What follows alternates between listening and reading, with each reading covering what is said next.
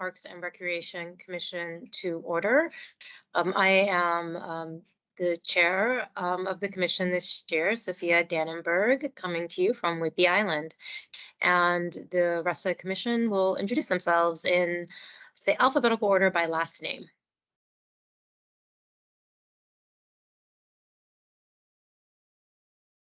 Starting with Commissioner Tim Brown. Downs from Seattle. Good morning, Lori Conley from Spokane.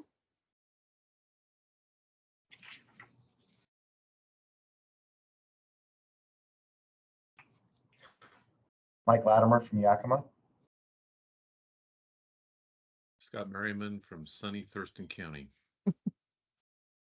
Yeah, right, Mike. It's not sunny. Should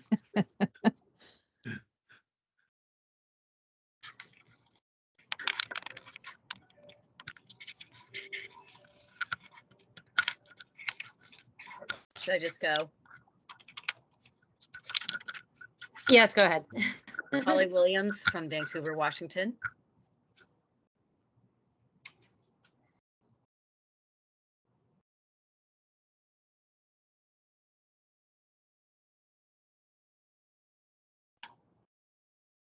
Let's see, who haven't we heard from? Commissioner Rod or Latimer?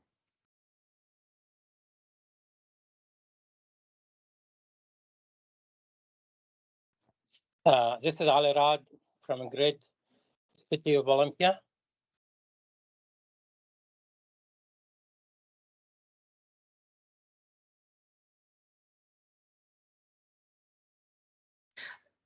All right, Director Dupuy, would you like to introduce the staff that's joining us today?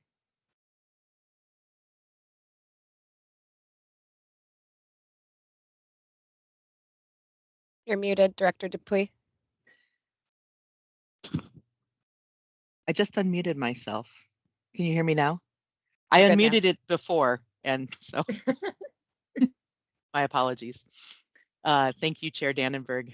Joining us today, we have Deputy Director Mike Sternbach, Administrative Services Director Laura Holmes, Operations Director John Crimmins, Stewardship Director Lisa Lance, Parks Development Director Heather Saunders, Policy and Governmental Affairs Director Owen Rowe, Communications Director Claire DeLong, Tribal Relations Director Jenna Bowman, Diversity, Equity, and Inclusion Director Jeanette Chien, and Executive Assistant Becky Ellison. Also joining us today is our Assistant Attorney General, Andy Wu. Thank you. And we'd like to start this meeting with Indigenous land acknowledgement. We respect and affirm tribal sovereignty and honor Indigenous peoples whose traditional lands we occupy. The State Parks and Recreation Commission is committed to working with all tribes to help preserve and restore a healthy natural environment for future generations. And as always, I want to encourage everyone to consider what actions they can take to put the acknowledgement into practice. So with that, Becky, do we have any changes to the agenda? No, we don't, Chair. So then I will, is there a motion to approve the agenda? I move to approve the agenda as presented. Second. So with the agenda, the motion to approve the agenda made and seconded, all approve, say aye. Aye. Aye. Aye. Any opposed, say nay. And with that, the agenda is adopted. Becky, would you like to walk us through the logistics for this virtual meeting? Thank you, Chair Dannenberg. I'd like to start today welcome to our virtual meeting. We also have a meeting space here at our headquarters at 111 Israel Road in Olympia to meet the requirements of the Open Public Meeting Act. Our room is open for anybody from the public to come watch and listen to the meeting. We also accepted virtual public comment signups that closed this last Friday, as well as written public comments that have been provided to the Commission. Thank you. And the first item on our agenda are virtual public comments. I understand we have quite a few speakers joining us this morning. Becky, would you like to run us through this part of our agenda? Thank you, Chair. So we have 6 public speakers signed up today. All 6 are commenting on the Bridle Trails requested action. We'll call on them one at a time. They will have 3 minutes each. I will let them know when their 3 minutes are up, and Mahar Ignacio, our IT, is going to let them in. So our first person is Mary Detcher. If you are on, you can unmute, turn on your video, and you will have 3 minutes. I haven't seen her coming yet. Okay, then we'll move on to the next one. We'll have Candace Boyd, if you're on, if you'd like to unmute, and you have 3 minutes.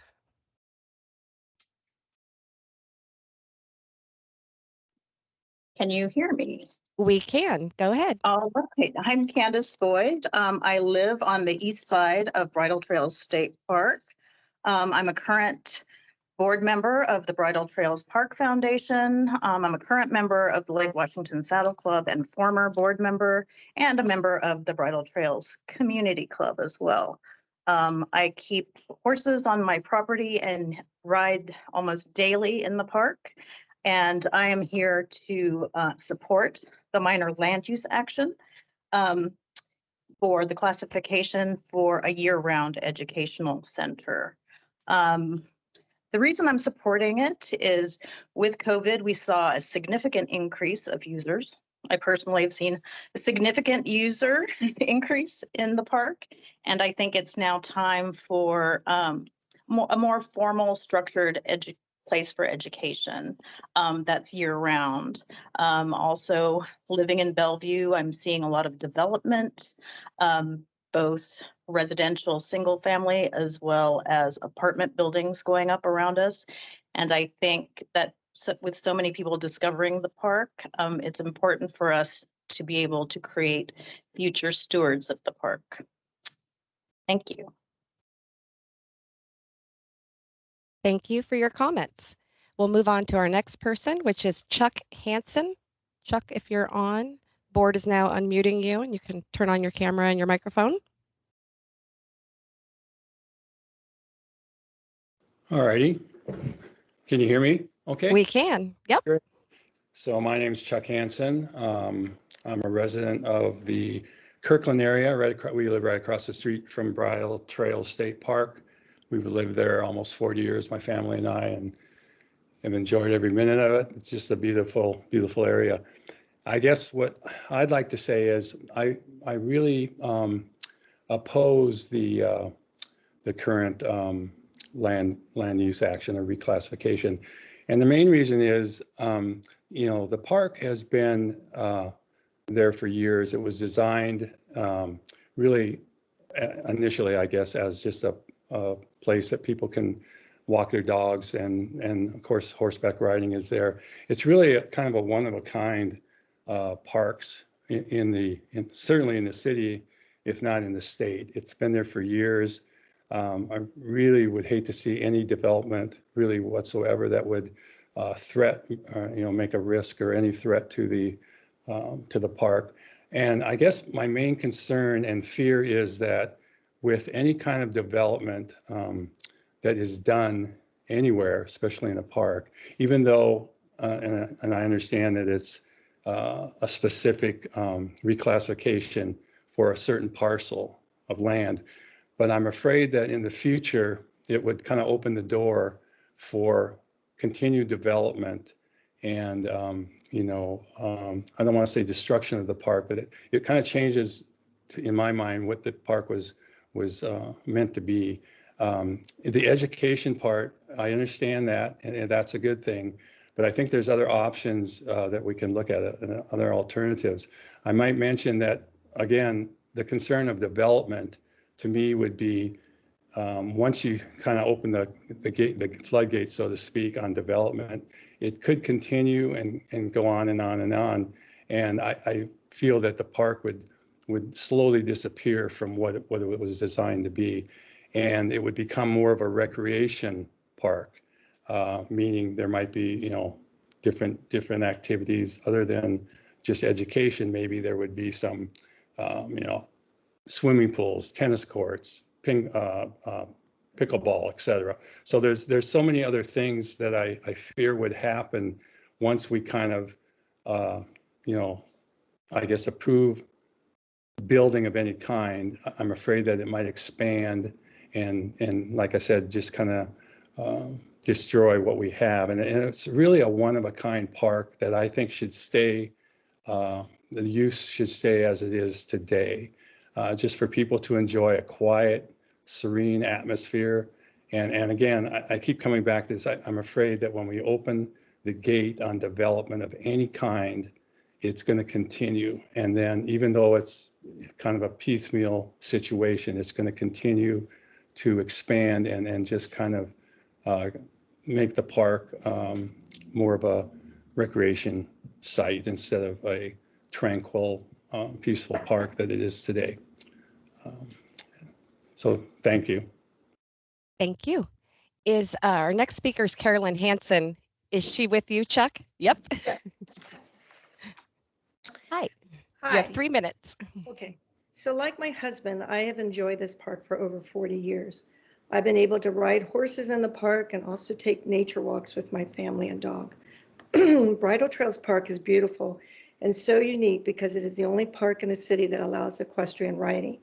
There are horse riders that use the park daily from the 4 stables and private homeowners that surround the park, as well as Saddle Club members. It is especially used during the summer months when horse shows occur. It is also a place for pedestrians to just get away from the daily stressors of life and breathe a little fresh air. My main focus, like the mission of any parks department, is to preserve and maintain this park as it is today. I don't want to change it. I do feel by building an education classroom or park office will negatively impact the environment. You will be disrupting the natural setting that was once an open space with foliage, potential tree growth, and a haven for forest animals. You will be upsetting the balance of the park by creating more congestion in an area that was meant to be non-recreational. And too much congestion in the parking lot during summer months when horse shows occur, and just overall foot traffic in a small park not designed for it. I'm also concerned that when the buildings are not being used on a daily basis, especially during the winter months, that there could be an opportunity for vandalism. Although I do appreciate the idea of teaching children about the environment, I don't think we need to construct buildings when we already have classrooms available, such as Ben Franklin School, which is situated right across the street from the park. I believe it would be more cost-effective to use existing classrooms than building and maintaining new structures. Park rangers or whoever are assigned to teach could go to the school and teach the children about the environment. The park rangers could go to every grade during science class and reach every child in that school. The rangers could also arrange certain times of the year for children to explore the park. This could solve the concern of congestion as well as safety concerns when you have a lot of children in the trails with horses. Horse riders could be alerted on the certain days that a lot of nature groups would be on the trail. I just don't think we should rush into building permanent structures before looking into these alternatives. And I'm also concerned, like my husband, about the precedents for reclassifying portions of the park. It may be buildings today, but who is to say that boundaries will be rearranged again to make way for pickleball, etc. And yes, I do worry about the horses and maintaining the equestrian nature of the park. Finally, if we want to teach children about the environment, what better lesson is there to teach them other than to preserve and protect the environment? I want to maintain the park as it was originally designed so future generations can continue to enjoy its beautiful, pristine setting. Therefore, I do oppose this proposal for Bridle Trails Park. Thank you. Thank you for your comments. We're on to our next person, Paula Monson. If you're on, Paula, you can unmute.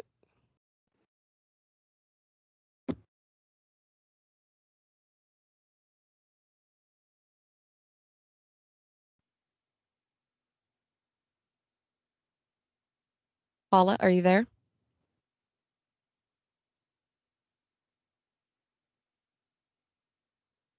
I can't hear. So we're going to move on for the moment and come back. We'll go to Karen Hall.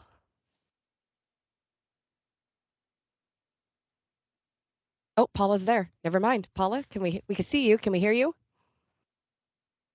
No, we can't hear still.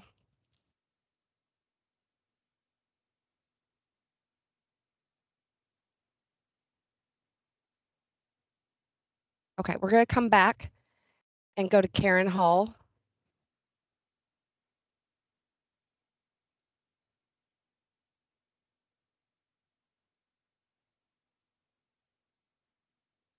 Karen, if you're there, you can unmute, turn on your video.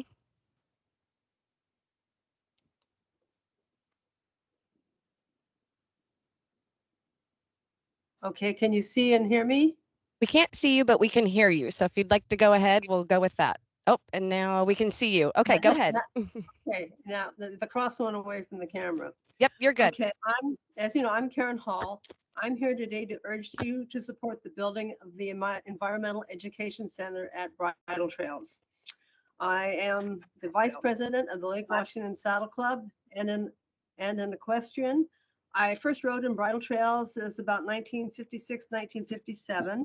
I was in the 4th grade at the time, and I took lessons from Jimmy Rainwater at the old Flying Horseshoe Stable.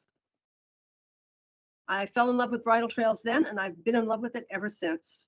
Now I've been fortunate enough to live near Bridle Trails and to keep a horse on the park since 1975. Over the years, of course, I've seen the demographics change a lot, especially with the pandemic. Well, now we have, fewer horses and a lot more joggers and nature-loving pedestrians and dog walkers. And Bridle Trails is now what I would call an urban forest. And it's just an absolutely beautiful wooded area in the center of this large population. And I think because of that, it's easily accessible to people. So you can get people who want to learn about the environment there. And so it's a perfect place to build an environmental education center. Therefore I'm supporting the Plant Environmental Education Center. We've got more and more of this world is being covered with concrete, and we've got the threat of climate change. It is more important than ever that we teach about preserving the environment, and there's no better place to do it than Bridle Trails, where you're absolutely surrounded by this beautiful natural environment that you're trying to protect. So therefore, I would end by urging you to support the building of the Environmental Education Center at Bridle Trail State Park. Thank you. Thank you for your comments, Karen. All right, Paula, we're going to come back to you. I think we can hear you now. Can you hear me now? We can. You have 3 minutes. Oh, awesome. Thank you. So I want to reiterate that I just really appreciate everyone being here today, and I appreciate you having me. And I'm all for the education of children. I see both sides of this. As a person who's grown up in Bridle Trails for 40 years, I've been there. I've been an equestrian. I've had horses. Now as I'm getting older, I use it more for walking than I do for riding. So I see both. It's a shared use space, and I appreciate that, and I want it to continue to be that. My concern today is I need to know more about what this education is going to be used for. Are there going to be large group of children walking in the park? That concerns me. As a shared use place, it's working well now. We have joggers, we have horses, and they're coexisting well. To bring in classrooms of children walking back in the park with horses, concerns me. As a horse rider, they're big animals, they're very reactive, they're prey animals. If there's a large group of anything behind them, it's a dangerous situation. So I would just want to, for the commission to take that into account, to think about, whether that is the best place to do it. I do agree with Carolyn that we do have structures available. We have the school across the street. And I like her idea of rangers maybe going into the schools and educating in that way. And I would totally be for that, because I too want the children to grow up knowing how to take care of their land. But I'm not sure, we only have one park that is used for equestrian use. And I'd like for it to, still be the priority. I understand it's a shared use. We don't allow bikes back there for the reasons that bikes and horses do not get along well. And I just think you need to consider that as far as large group of children walking in the park. coming upon a rider, that could be a dangerous situation. So that's really only my comment. I do really appreciate the effort of educating children, and I'd like for us to explore it maybe in a different way. There is the Bridle Trails Park, and it does have many structures down there. It has bleachers. It has many places that if a busload of children wanted to come down there and meet with the park ranger, that they would be able to gather and be educated. I am not sure that a structure is needed. So I would like for them to maybe explore those options and try those options for a while before they erected a structure on the property. So that's, that's my feeling. We're at time, It's a Paula. beautiful park, and I really appreciate that we're trying to preserve it. Thank you. Thank you for your comments. I've checked with IT and Mary is not on, so that is the end of our virtual public comment.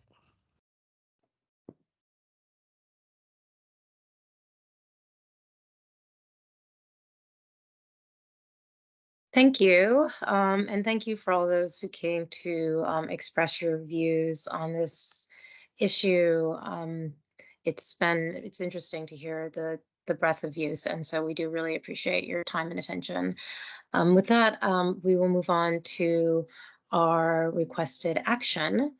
And I understand Nikki Fields. Are you going to introduce the other presenters and guests? Yes, I will. Thank you. So I'm here more in a supporting capacity today. I'm Nikki Fields. I'm our Planning and Real Estate Program Manager. The highlight of our presentation will be done by Matt Berklid, who is a park ranger at Bridle Trail State Park. And he has been the main mover and shaker in this process to consider this land classification update. Also joining us today to help with questions are Kelly Goad and Jim Erkman from the Bridle Trails Park Foundation, and also Bob Hoshide from their consultant team who could answer questions about the design. So I'll turn it over to Matt to give our presentation. Thank you. And by the way, I might just go ahead and warn you that probably at the end, I will, in case when you're not speaking, you want to think about it, I might just ask you if you had any remarks. Some of the public comments had said they needed more information, for example. So while you're not speaking, if you want to think of what that will be the question afterwards. Thank you so much. And Matt, you'll be sharing a presentation? Someone's sharing a presentation?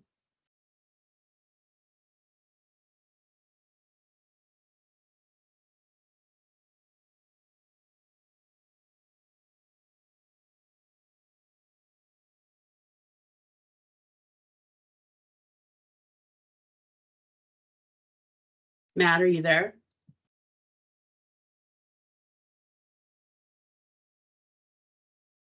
Also, while he's preparing, I can also just note that some of our written comments also, I think we had some that's, felt a little bit confused about exactly what the extent and location of the change is going to be. So again, if there can maybe be a little emphasis on that. I'm just filling time. So we also do have, there's Matt. There we are. Okay. Oh my goodness. As questions afterwards. Okay. I forgot to introduce Sean Tobin as well, who's our area manager, who's also joined us. Okay, can you guys hear me? Oh my goodness. Yes. Thank you. Okay, my camera decided to stop working literally the moment I turned it on. So good. Let's hope that doesn't happen again. It's a conspiracy. Exactly. Good morning, commissioners, director, and staff, and public. My name is Matt Berklid, and I've been a Park Ranger 1 at Bridle Trail State Park since 2016. I'm here to give you some context and detailed information regarding a requested action for a land classification change at Bridle Trail State Park. My hope is to provide you with the relevant details to help inform your decision on this agenda item. Also, hopefully it will address, if not all, many of the concerns that the public has already voiced. To do that, I have some PowerPoint slides I'd like to share with you, but first I want to give you a brief overview.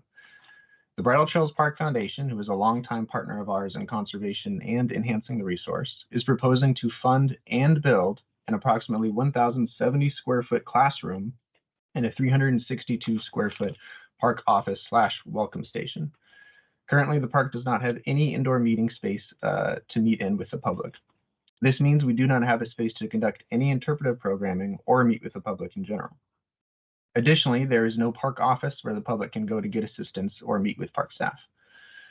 After consultation and review by many agency staff, as well as park user groups, a preferred location was chosen that minimizes the amount of clearing needed, is near the trailhead, and minimizes impact on equestrian use. Although they are large animals, horses are often prone to being easily frightened because they are prey animals. So really everything that we do within bridle trails needs to account for that element, and this project is no exception. Although we believe the site chosen is the best spot for the park's needs, allowing us to serve the public from the most effective location, it turns out that it is just inside the resource recreation land classification within the park by less than 100 feet. Unfortunately, the proposed building project is not allowed in resource recreation land classification. So our proposal is to modify the land classification within Bridle Trail State Park to result in a net change of about 1/2 of an acre. With that, I'll begin the PowerPoint. And feel free to, oh shoot. Sorry, 1 second. Okay, you guys can probably, you can see my screen, I assume, but it's not in presentation mode, is that right? Yes, we can see, we're seeing kind of a notes view, I think. Okay, let me try this again. Oh my goodness.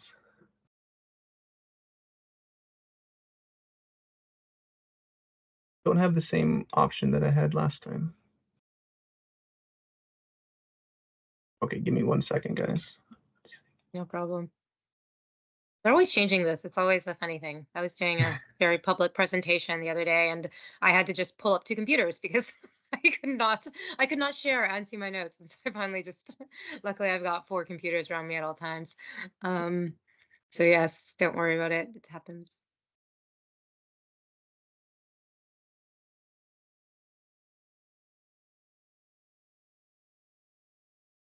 I might need to do that exact thing. 1 second.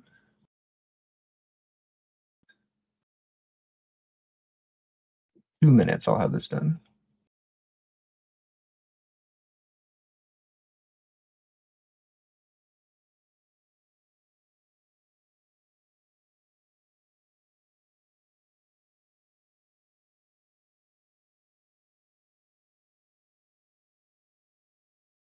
Okay, we will try it this way.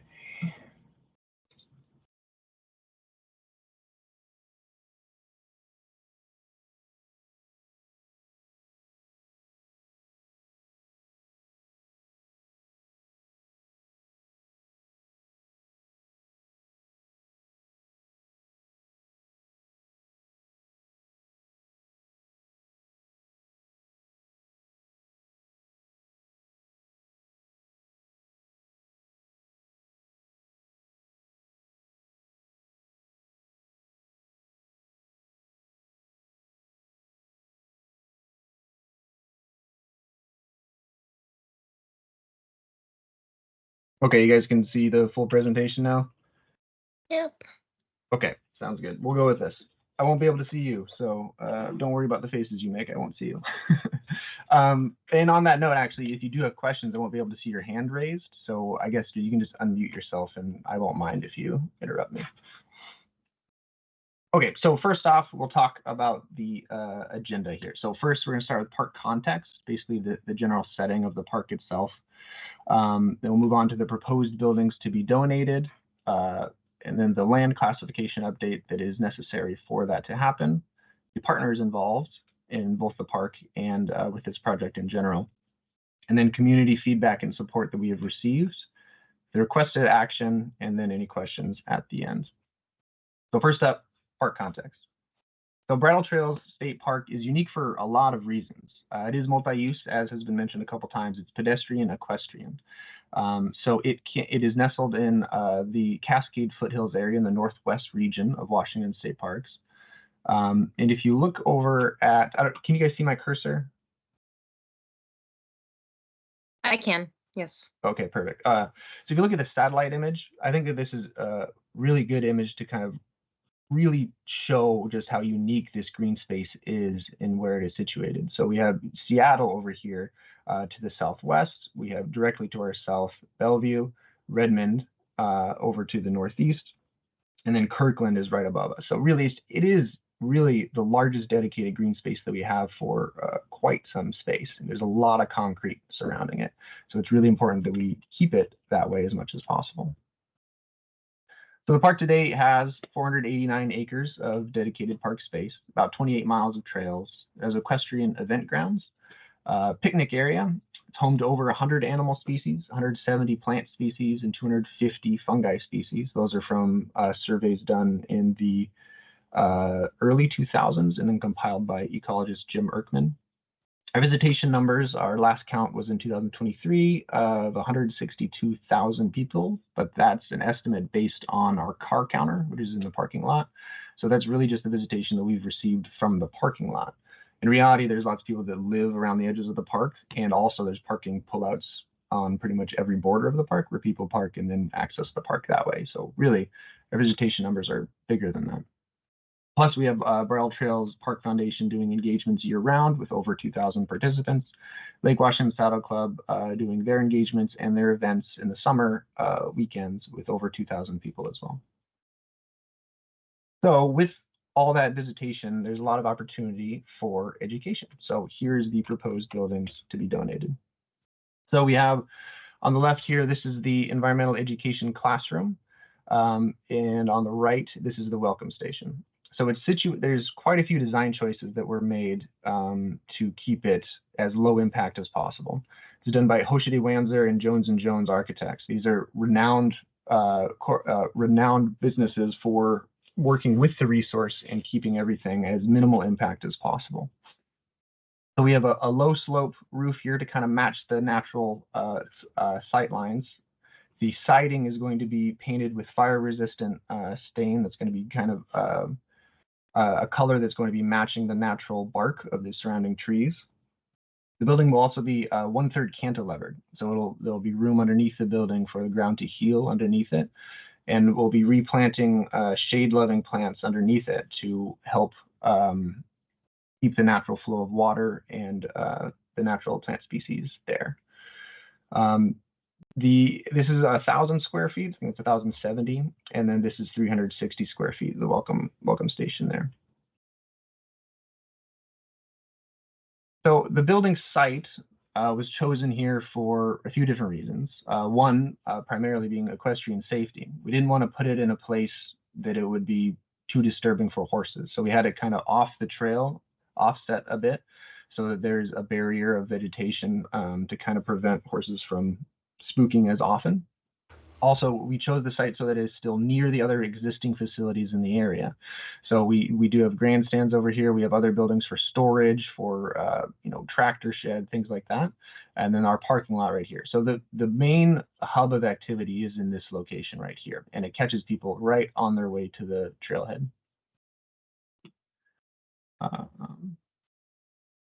So how would this proposal be used by equestrians? So we have a hitching post that we're proposing to put in here as well to allow people to come in from the main trailhead, hitch their horse, and then come and talk with park staff, such as myself. Additionally, there will be a demonstration area where we can have equestrians explain how to, things like how to shoe a horse, or in general, just how to behave around a horse, which will be done even by like non-equestrian programming as well. Let's see. So it'll allow an indoor space for equestrians, education and event planning as well. So both the Lake Washington Saddle Club and Bridle Trails Park Foundation would be able to use the facility for each of their needs.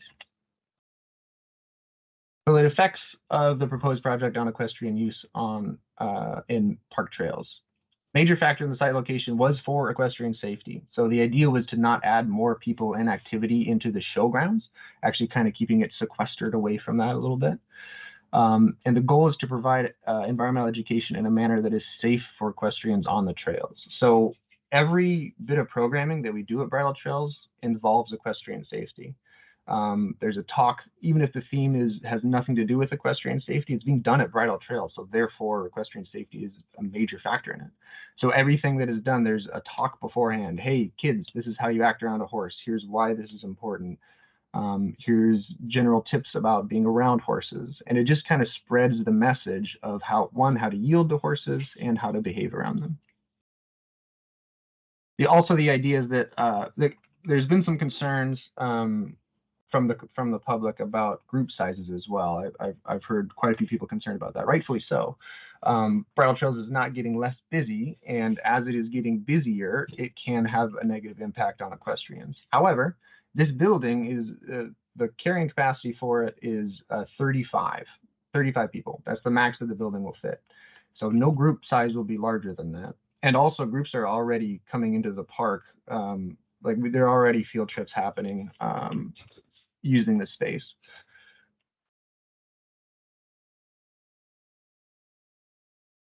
So the idea is to provide an office for staff to connect with park visitors, also meet the community demand for environmental and educational programming. Based on a survey done by the Bridle Trails Park Foundation in 2019, there's 100% of people said that they would like to see future programming done in Bridle Trails. 90% thought that it was a good space for environmental education specifically to be done. The dedicated indoor space will be a good meeting space for both park partners, the Bridle Trails Park Foundation and the Lake Washington Saddle Club. And it will help deliver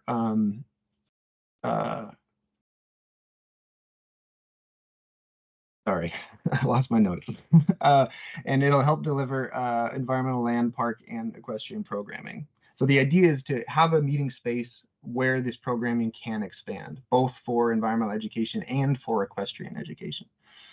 It will also, as we talked about on the previous meeting, there's an ADA trail that will allow people with mobility issues to actually get a forest bathing experience. On a future slide, I'll be able to show that a little bit better. So here's the necessary land classification for this change. So in teal here, we can see is resource recreation, and in the magenta colors is recreation. So resource recreation is more restrictive, does not allow for buildings like the environmental education classroom to be built within it. However, recreation land classification does. So here is an overlay of a CAD drawing of the proposed buildings with the current land classification. So we have it in the teal color here, the resource recreation area. As you can see, it's about 100 feet outside of the existing recreation area land classification. So here's the proposal. The idea is to change so that we have, to make a swap basically. So we have a net change of about half of an acre. So in the top right here, next to the little ring is what we call it up here, there's a large footprint of recreation. We're proposing to change that, cut this piece out and make it resource recreation, as well as this section over here that is next to the restrooms. On a map, this looks a little strange. It looks like you're just randomly carving out sections of it, but it's not actually the case. The idea, if you actually stand on the site and look at it, it makes a lot more sense with the topography and with the layout of the land. The idea is to more appropriately section off these classifications for what they could be used for. This, with the topography and in the site that it's in, this section of land couldn't really be used for any buildings in the future anyway. So it just makes more sense for it to remain a resource, or to become a resource recreation. Same is true for this section over by the restroom. So with those, we could also make this change here and end up with a net change of half of an acre difference for the land classification change to allow a building that we believe would benefit the park in many different ways to be built right here. So we'll talk a little bit about the partners involved in this project and with Bridle Trails in general. The Lake Washington Saddle Club was formed by local equestrians in 1945. They entered a friends agreement with state parks that works to help maintain and enhance the park and its equestrian facilities. They're partnered with the Bridle Trails Park Foundation in protecting and supporting the park. And they engage Pacific Northwest equestrians with hunter jumper classics, clinics, and academy events, dressage, English Western, and prize rides on park trails. If you've ever been to Bridle Trails on a weekend in the summer, you know that the hub of activity is an equestrian show 9 times out of 10. So they really provide an opportunity for young equestrians, old equestrians, anyone throughout the state really to come by and use the event grounds, compete or learn. They have trail rides as well, so they go out into the trails and learn in nature, things like that. So it's a large hub of activity for equestrians to get out and both experience nature and also compete in a general setting. The Bridle Trails Park Foundation was 2023 marked 20 years of financial support from the Bridle Trails Park Foundation. So their early focus was on fundraising, but since that since their beginning, they have developed good fundraising and then also programming. So they have conducted many stewardship events throughout the park. Each year there's National Public Lands Day, Earth Day. Every year they are conducting multiple programmings in the park as well for like Girl Scout badge earning. They've done some citizen science projects as well. Fungi walks. Jim Erkman, who is an ecologist on the board, frequently comes out and does nature walks with general members of the community. They also have been supporting the park financially for many years as well, including helping fund a year-round senior park aid position, as well as helping us purchase things as small as signs for the park, things that we need for like park improvements. A large bulletin board we built is help funded by the Park Foundation, things like that. They've been doing that for decades. So a little bit about public feedback that we've received so far. So it's come to us through webpage and email, mailings, and in-person and phone calls. So concerns, parking is a large one that we've had. There's an issue at Bridle Trails with parking, especially along 116th. The parking lot is not the right size for the amount of visitation that we get on occasion. So during the summer months, on weekends when we have large-scale equestrian shows, it can overspill to parking on 116th. However, this project doesn't deal with that at all. This is the program that would be occurring in this facility that's being proposed wouldn't occur on the same day as a show day. Also, the capacity is 35 people, so it's not going to be the same as a 200-person plus event equestrian show that's happening in the summer months. So to the impact to equestrians, this is a fair concern. Like I said, everything that we do in the park really is geared towards addressing this concern because it's really valid. It's a massive safety issue for both the rider and anyone around them if a horse spooks, as they call it. And not only that, it's also not just a safety issue, it's also can detract from their experience in the park. And that's half of our user group. I mean, it's extremely important that they have as safe and as good a time in the park as possible. So that has been addressed through a lot of different measures. One, the site was agreed upon by consulting with local equestrians and the Saddle Club. Additionally, the programming that will be done within it will actually be a net positive for equestrians because it will be spreading the message of how to behave around horses. Third, the leading to future facilities. This is also a fair concern. It's anytime you see a change happening, it can be scary for sure. In this regard specifically, if you see a green space that is a building is now going up in it, I absolutely see how that's concerning. However, I would argue that the very nature of what we're doing today, right now, is part of the process that will still exist in the future. This is a proposal that's happening right now to be voted on by the commission. The commission exists to make sure that anything that is happening in this regard is in compliance with State Parks' mission.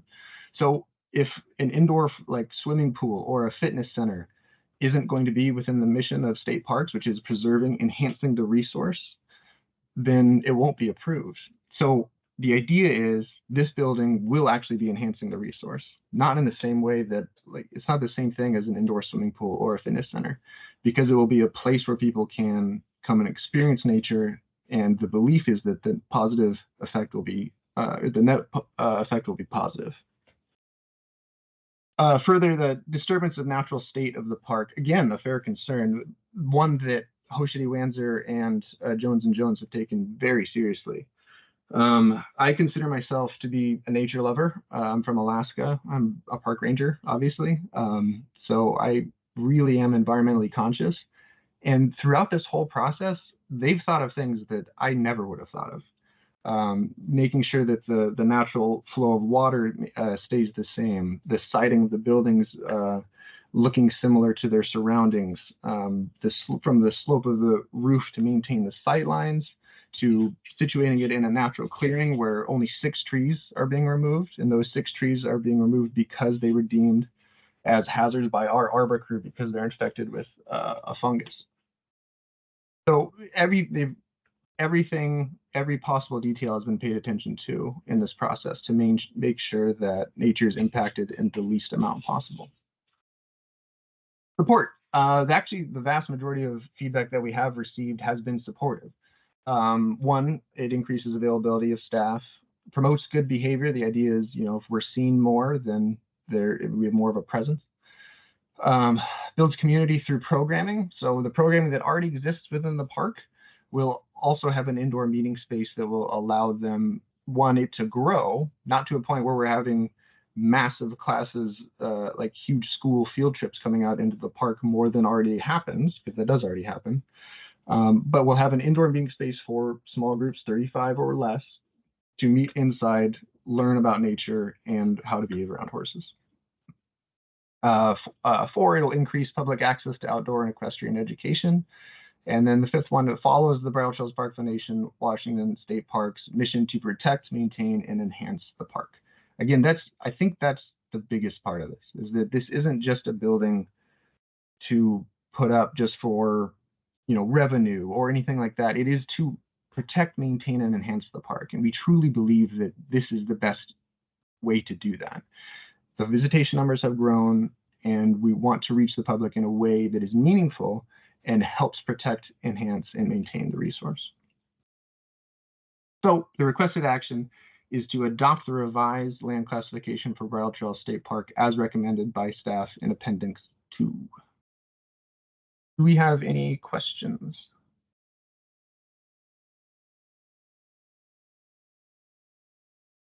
You want to raise your virtual hand if you have any questions? See Commissioner Williams. Yes, thank you. Can you hear me okay? Yeah. Commissioner Dannenberg, we're good. So thanks for that great presentation, Matt. I had the great pleasure of visiting Bridle Trails a couple weeks ago and talking with both the senior park aide who's maintaining the trails. Absolutely amazing. This person, as mentioned earlier, is partly funded by the foundation. Also met with the foundation president and just really got a very comprehensive view of the park and what's happening. And like I say, some really wonderful things happening there. I wish we honestly had that going in every single park. Such a treasure. And so I don't really have any other questions. I think it was all very well covered. I will say that during my visit, I was impressed, if you will, by how small the space really is that the classroom is taking. And also as a former school director, I just feel these kind of resources are really important, especially given the close nature to many, many schools that this park is. So thank you. Thank you. And we'll probably have some discussion after if we do it, but if there's any questions for Matt, Commissioner Bounds? Thank you. I would just like to add that both Hoshide and Jones & Jones have done a number of projects in Seattle parks, Kubota Gardens, Washington Park Arboretum, Japanese Garden, and small structures that Hoshida's done. They're both very sensitive to sensitive environments, I guess you'd say. And I've been impressed with the work that they've done with Bridle Trails. And I just think these kinds of relatively small facilities in our environment can be very useful in getting not only kids but other people engaged in access into the parks. And I think the education opportunities for educating people, especially young people, about equestrian use and conflicts and safety and all that is a good thing. So I think this is a good project. I think it's been very well thought out, very well placed. I too have been out there a number of times. Appreciate the work that Matt and staff have done in the park. I get reports from my wife, sister, and brother-in-law who live right out there about how wonderful the park is. And I know it gets used heavily by residents in that area. So appreciate the work, Matt. Thanks. Thanks, Commissioner Bounds. It's helpful to know that she's got her eye on us too. So we'll keep that in mind. All right, so we are going to have, by the way, this is a requested action, so there will be a motion, there will be discussion from the commission after the motion. Are there any questions for Matt? Any questions on the presentation?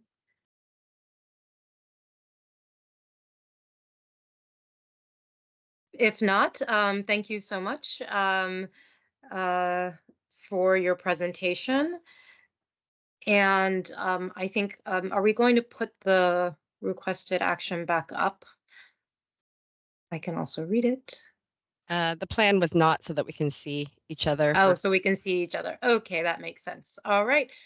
So I will now entertain a motion to adopt the requested action as presented. So move. Second. Second. And with that moved and seconded, is there any discussion?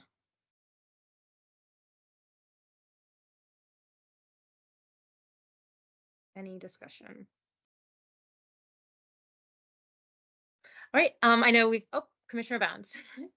Oh, I'd just like to, I think, address what you queried initially, Commissioner Dannenberg, and that is, I think Matt answered the questions and the concerns that the public raised about the project, and I think he did an excellent job of acknowledging the validity of the concerns and how they've been addressed in the process and with the project itself. So I thank you again, Matt. Commissioner Connolly. I just want to, express appreciation for the work that has gone into this. I appreciate the fact that you considered the users' concerns and addressed them. And I also think that it really is a project that will enhance and protect the park. Thanks.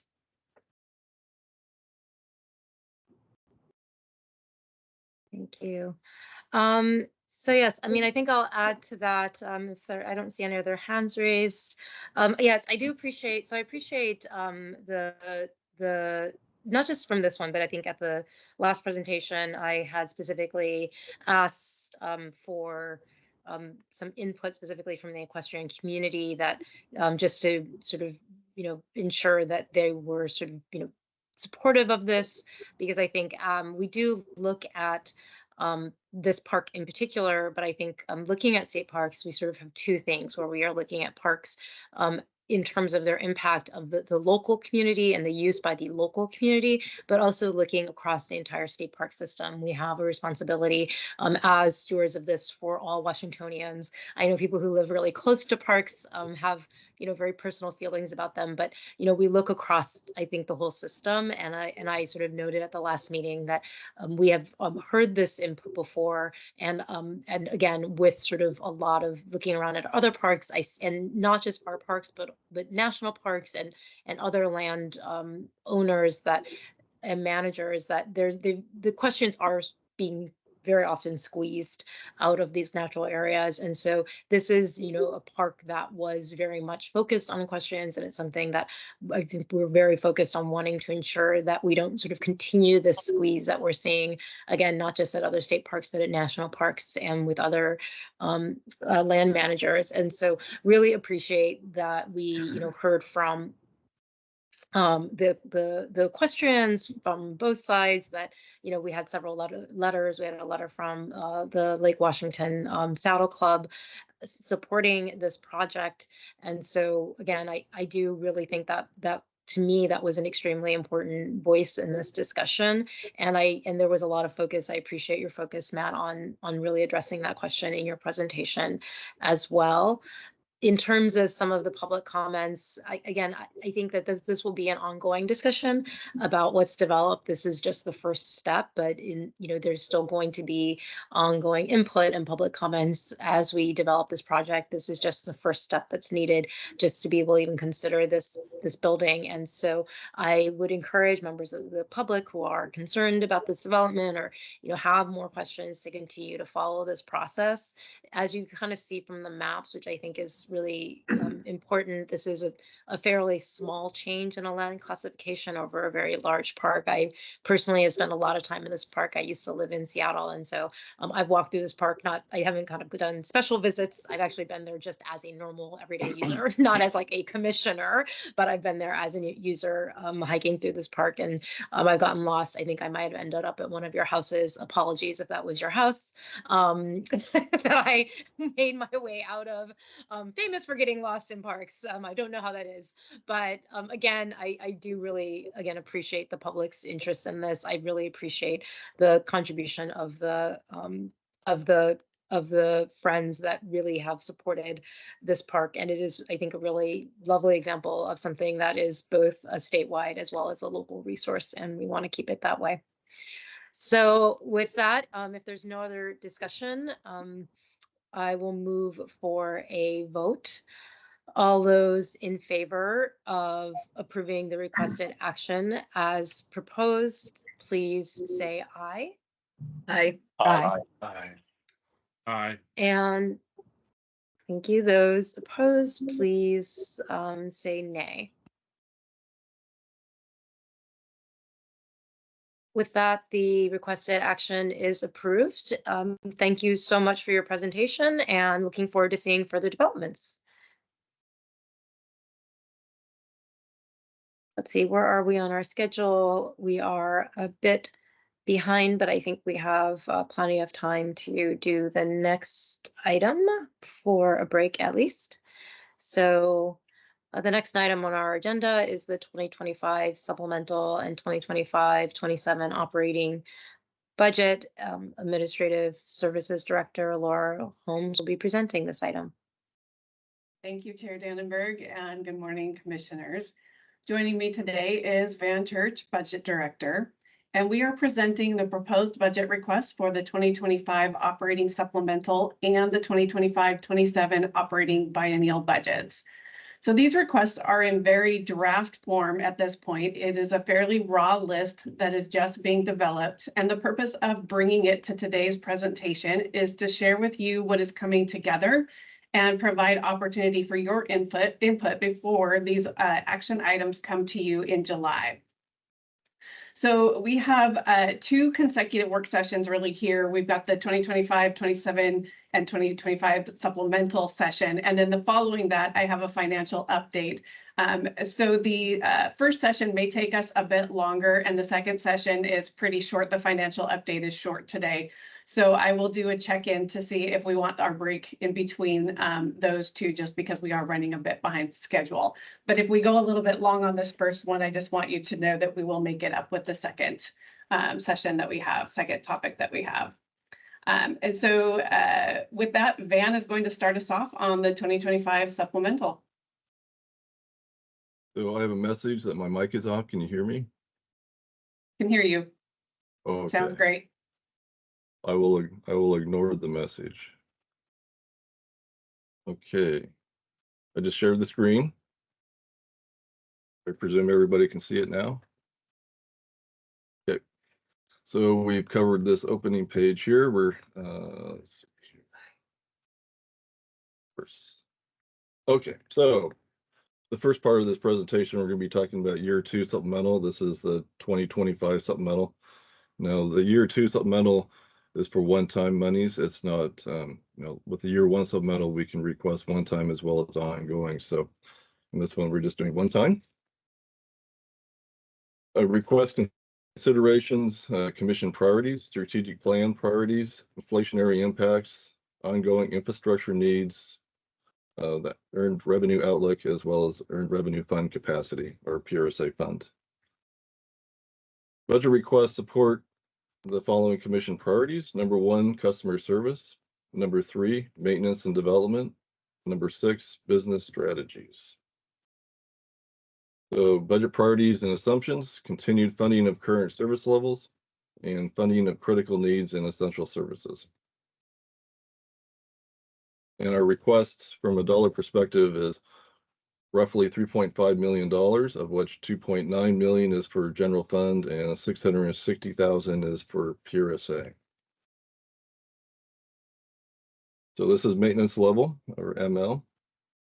And just a quick review, ML is usually tied to things that we've requested and had funding in the past, and we're following up with inflationary impacts, so we get increased general fund or spending authority. So we have 5 items under ML. We have $225,000 for equipment replacement costs. We have some vehicles that were ordered last biennium and received this biennium, so we want to get additional funding to cover those. Credit card transaction costs are increasing, so we're estimating probably an ask of around $200,000. And for awareness, the reason why we have estimates in here versus hard numbers is because we use actual transaction data, and so we won't actually have an actual number until the end of this fiscal year, which is around August 31st. So that's when we run the data and we request based on actual. And using that approach, we've never had a decision package shot down by OFM in the last, 3 or 4 years. So it's worked out well. Going on here, retirement buyout costs. So we're estimating that we have roughly $100,000 in buyout costs for retirement people before the end of the biennium. And asking for $1.3 million for headquarter relocation. So the relocation project, moving headquarters from Tumwater to Lacey. And this $1.3 million is a hard number at this point, but it's a fairly fluid project, so that number may go up or down by the time we submit. And utility rate adjustment, looking at probably something in the range of $400,000. And the computer, we have a increased cost with our computers, and so we're going to be asking for $539,000 there. So now we're going to be talking about policy level requests. We have 3 items, and just for your awareness, these are not in priority order at this point. That decision will be made probably in the next month or so. So Bowman Bay Playground. So we have an ask for $150,000 to go along with a $100,000 grant for the Deception Pass Bowman Bay area playground. And this playground there was a playground there for many years, and then it was demolished, I believe, in 2020 due to it was falling apart. So now we want to get something back in there. So the total project cost is around $250,000.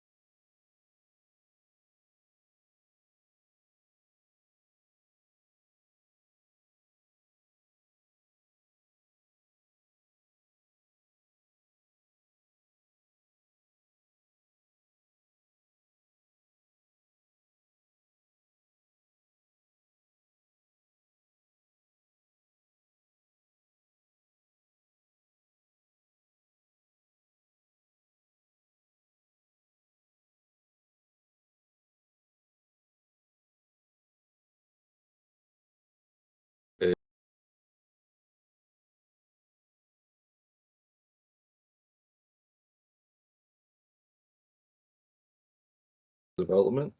Priority number 4 for tribal relations. And priority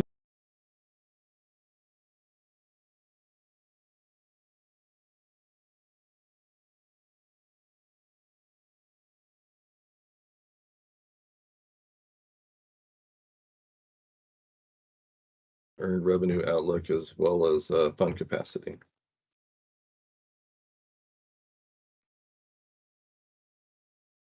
For current service levels and additional funding for critical needs and essential services. And assumptions, we don't have assumptions yet because we don't have good enough numbers to plug in there yet. So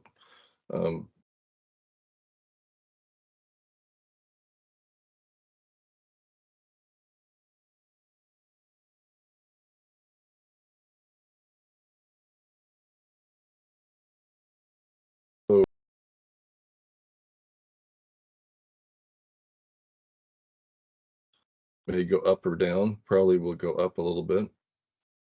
Capital project operating costs. So this particular line item is for the operating impacts that will be incurred when a capital project is completed. So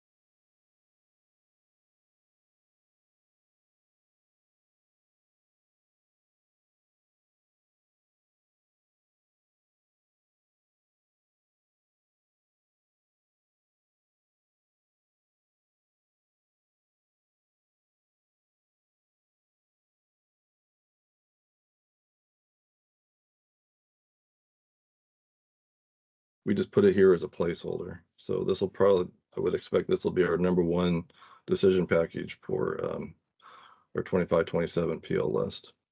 And this number here is really the high water mark. I mean, this number here could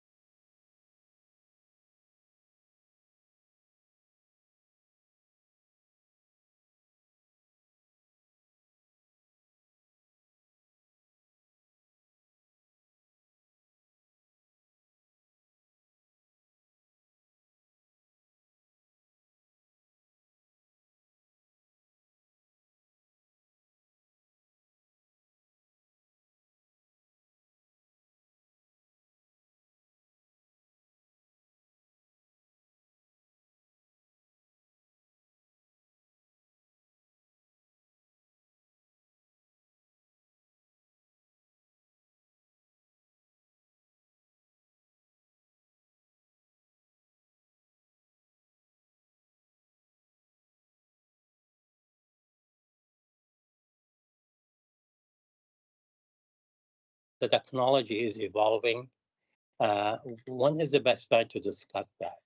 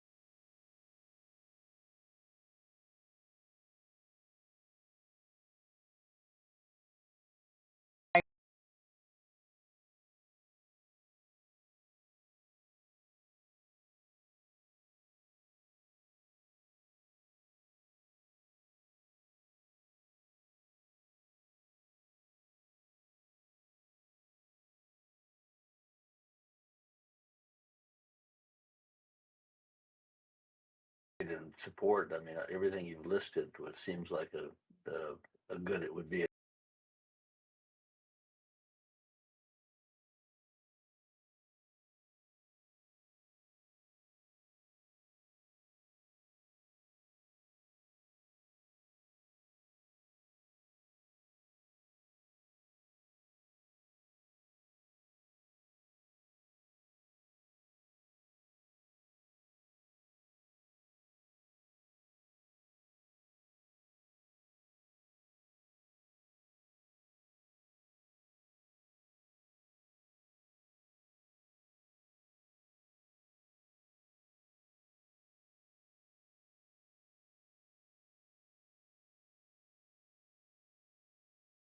Close to hitting that in our current, with our current things that we capture. Do you have anything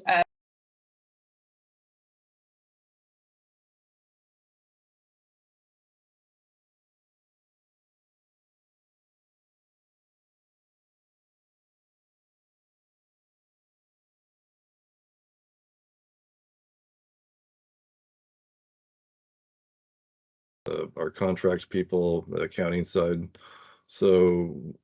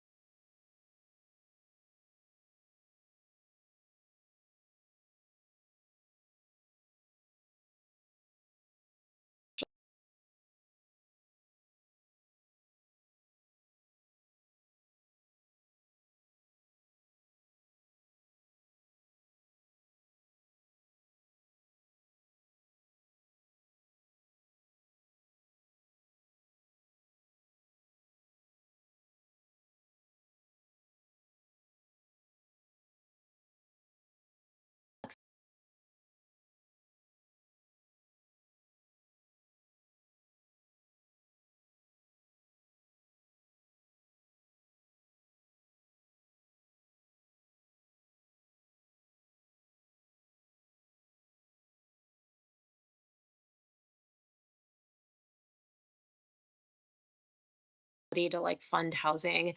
Again, I know this is sort of a complicated compensation.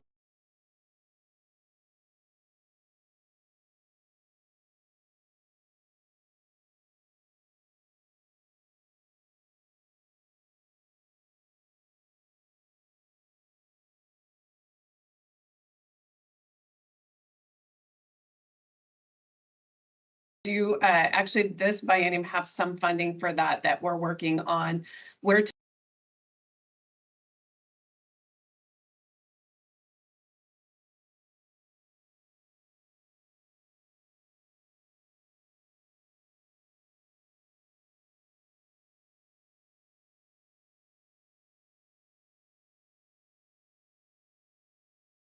attention. It will help to pilot it in order to, make a better.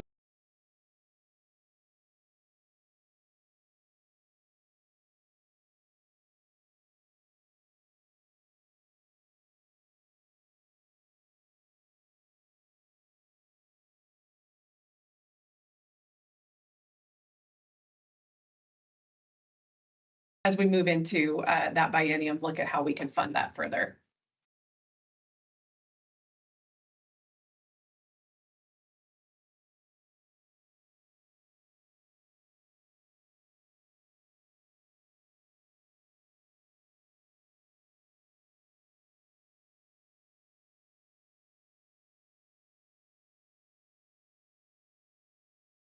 No, no divers in this biennium. All right.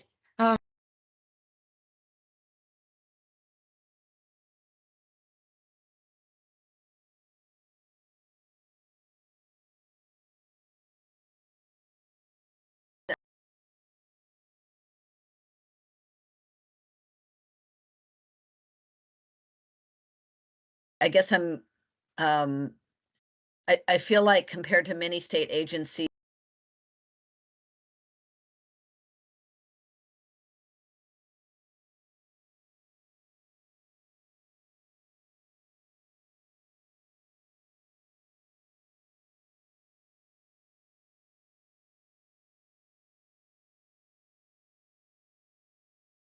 is it reasonable if the Climate Commitment Act moves forward?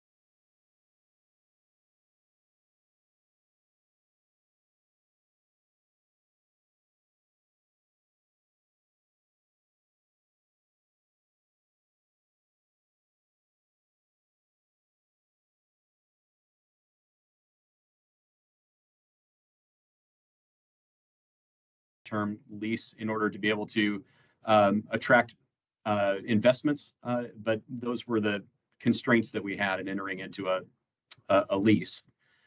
So that this lease that we entered into 10 years ago, 50-year lease, was arranged.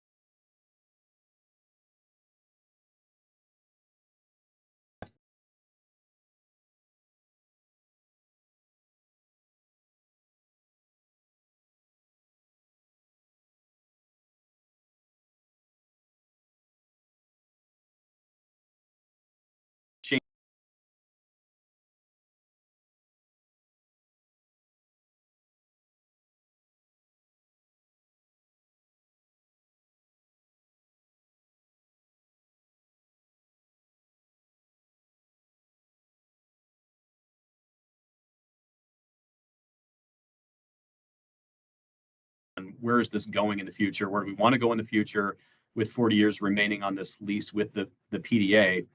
And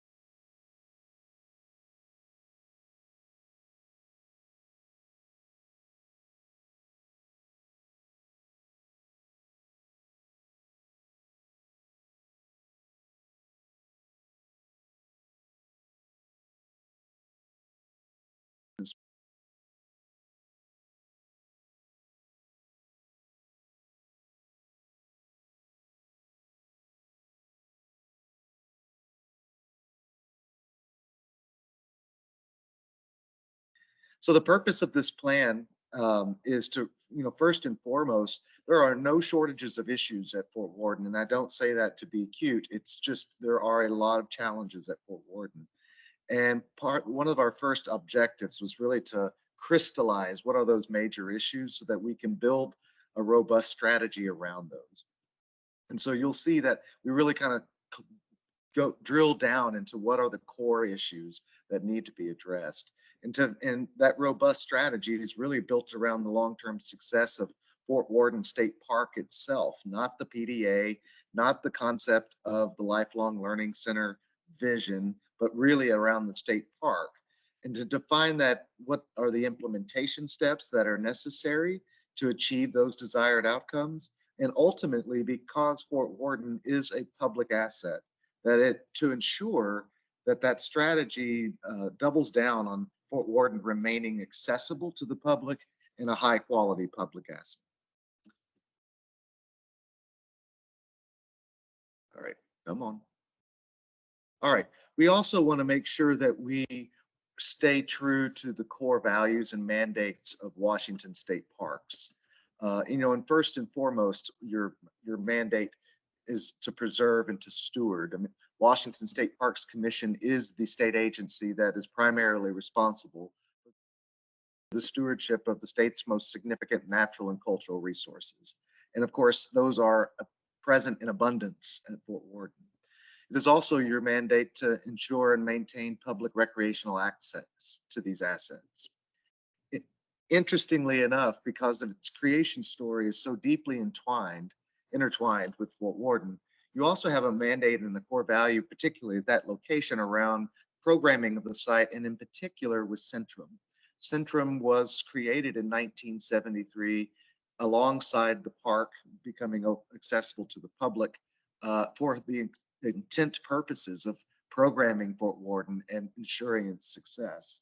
And there was also a strong mandate all along from the state, given the nature of the facilities there, that it would be operated as some form of a conference center that would activate and utilize the facilities. And the Lifelong Learning Center vision that Mike kind of walked us through that emerged in the early 2000s was just a means to an end to that goal.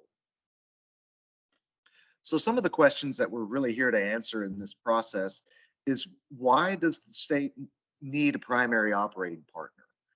And the PDA has been serving as that primary operating partner since 2013, really. So, and why does that primary operating partner need to be something other than a typical operating concessionaire like Aramark or Delaware North or some of the other typical concessionaire operations that you might see at large national parks? And of all the options at which we can consider, which is, from an organizational and operational model perspective, which is the best and or simplest strategy that sets us up for success? So as I walk through the rest of the presentation, these are the questions we're working to address. The foundational element of this study and this plan really was built around engaging key partners, stakeholders, and subject matter experts. I'm going to share with you a slide in a second that shows you the extensiveness of how that process ended up working out. We knew that that was going to be critically important starting this process when we kicked off the project on January the 8th. We had no idea how broad that would actually take us, because every conversation led to another conversation we needed to have. In the end, we ended up having over 30 meetings with partners, stakeholders, and subject matter experts. We also were really intent on evaluating the current operational conditions, management strategies, and the governance structures that were in place. And while it was a little bit odd because we were under contract with the PDA, we were also very intentional to hold no bias towards any existing condition or organization, including the PDA, in developing strategies and recommendations that ultimately were built around the success of Fort Worden State Park, founded on national best practices, but not necessarily committed to any current strategy that was in play. So what did our process involve? As I mentioned, we talked to a lot to key partners, stakeholders, and subject matter experts, including we've had several conversations with Kitsap Bank and executives there with whom this PDA has its debt service. We've talked to legal experts. We talked to, of course, the operating and programmatic partners on site. We also conducted a fairly extensive market analysis identifying the primary, secondary, and extended service markets of Fort Worden for the majority of your visitation. Obviously, Centrum and some of the program partners, they pull visitation from all over the country and in some international locations as well. But primarily, your service markets are Jefferson and Clallam County, within a 2-hour drive of Fort Worden, and then within a 5-hour drive of Fort Worden. We also did a case study analysis of a lot of similar type destinations to glean recommendations and best practices. And this includes things like Fort Vancouver National Historic Site. I know Commissioner Williams spent some time there with Celeste. We studied the Presidio in San Francisco. We studied Discovery Park. Now, there are commonalities about these destinations to Fort Worden, but we also recognize that Fort Worden is extremely unique in its location as well and its operating conditions, but we still were looking for things that had commonalities. We did a deep dive in all the existing agreements, starting first with the master lease and then also the operating agreements with a lot of the programmatic partners on site.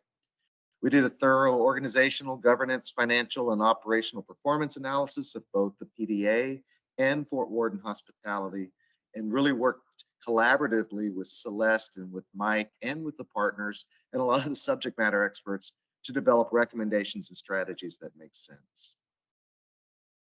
I mentioned we had over 30 meetings. This is a snapshot of all the different organizations and the people that we met with in the course of this project.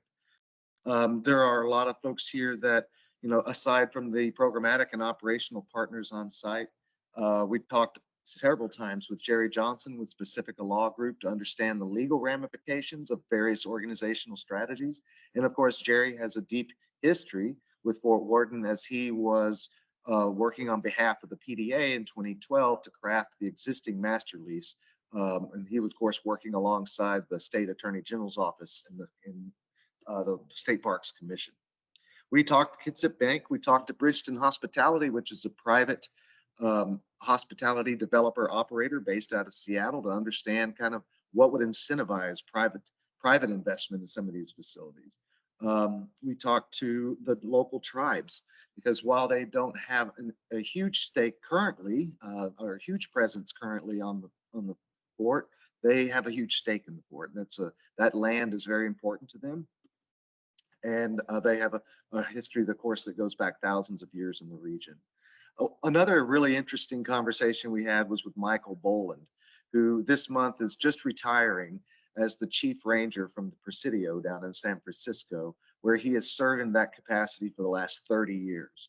And so Michael was directly involved in the transformation of that site into what it is today from previously a military installation. So that was a very fascinating conversation as well. So this is just a good example of how far abroad we went in discussing the issues there at Fort Worden and the opportunities. In particular, with the operational and the program partners, those conversations, these were the headlines that really came out of those discussions. One is there is a very strong shared commitment to success. Everybody wants Fort Worden to be successful. There's also very strong support for that lifelong learning center vision, however ambiguous it may be. And that is an issue that we talk about in the report and in the plan, is that if you asked 16 programmatic partners their definition of the lifelong learning center vision, you're likely to get 7 or 8 different answers. And that ambiguousness actually can be problematic. There are some partners that have a very strict interpretation of that vision. There are some that have a more broad and inclusive approach. So we did actually in the plan provide a recommendation around a more broad and inclusive approach to defining that vision. Those agreements, starting with the master lease and all the ones that follow, the tenant and lease agreements with the operational partners, they always have been and they remain a challenge. And we're going to talk a little bit about that as well. There was deep concern by a lot of the programmatic partners that this process was an end run to really increase lease payments. And a lot of these organizations are fairly small, nonprofit or for-profit entities, with the exception of Centrum or the Port Townsend Marine Science Center. Most of them live monthly from hand to mouth. And while we have learned in this process that the current average market rate of commercial space in Port Townsend is about $20 per square foot per year. If they were held to market rates in their leases, it would be financially unpalatable to them. So that was a concern. We just want to acknowledge that. There's a lot of relationship issues on site, a lot of mistrust because of the some of the ways in which PDA 1.0 and then to some degree PDA 2.0 operated and the management culture that they created on the campus. There was injury to people.